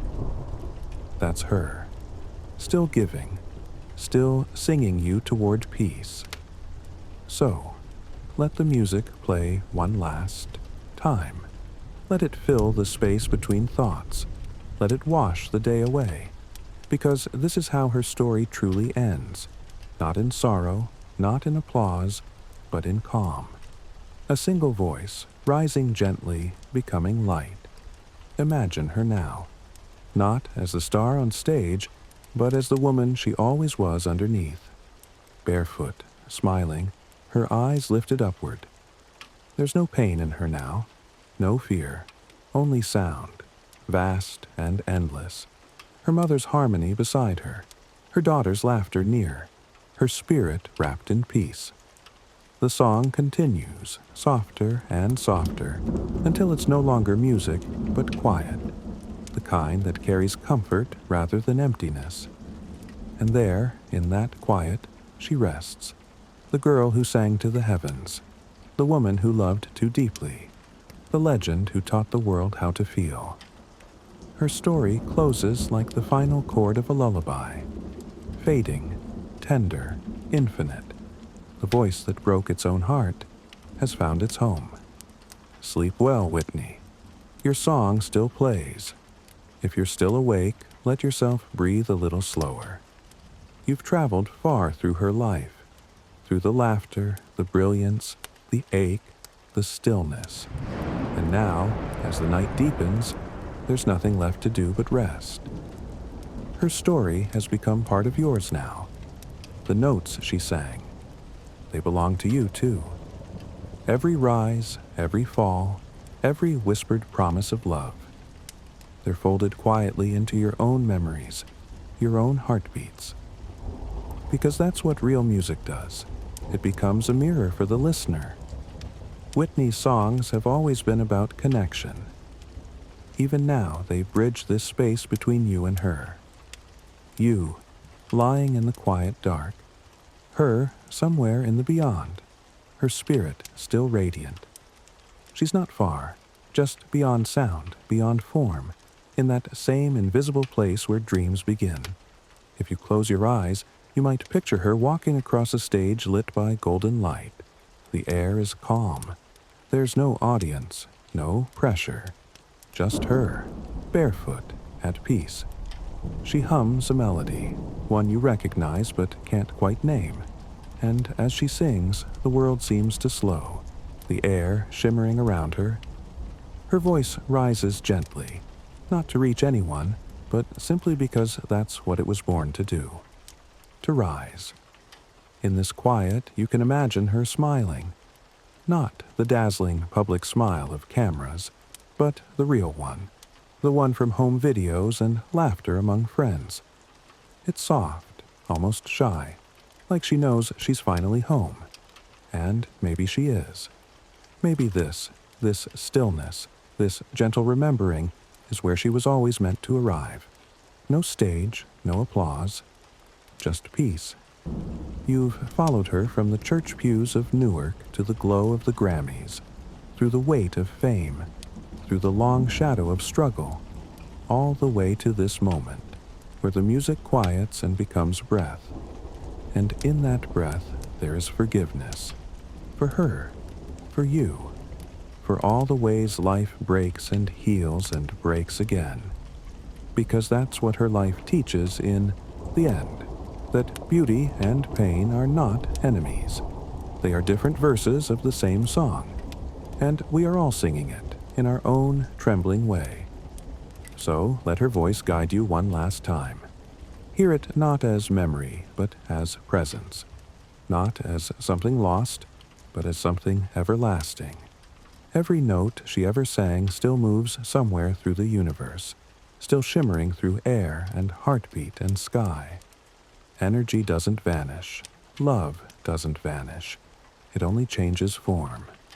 She is part of that form now, woven into the quiet, into the light, into the pulse of the world. And when you need comfort, you'll find her there, in the soft rhythm of rain, in the hush of morning before the first sound, in the gentle voice that reminds you that you, too, are made of love and light and imperfection, just as she was. That is her true legacy. Not the awards, not the headlines, but the way she makes people feel whole again. Her music has become a place to rest, a safe place, a home. So rest now, too. Let her voice carry you where words cannot. Let her peace become your peace. Let the world outside fade until all that's left is sound and breath and calm. Because in this quiet, she is still singing. Not loudly, just enough. Enough for you to feel that you are not alone. The lights dim, the last chord lingers, and in its echo the night exhales. Somewhere a star flickers brighter. Somewhere a mother hums a lullaby to her child. Somewhere someone whispers, "Good night, Whitney." And in answer, her spirit hums back, wordless, tender, endless. The music never really stops. It simply becomes part of the silence that holds us. Sleep now, knowing that she is there, not as sorrow, but as song. Her voice, your heartbeat, the same rhythm now, the same love. Good night, and thank you for listening.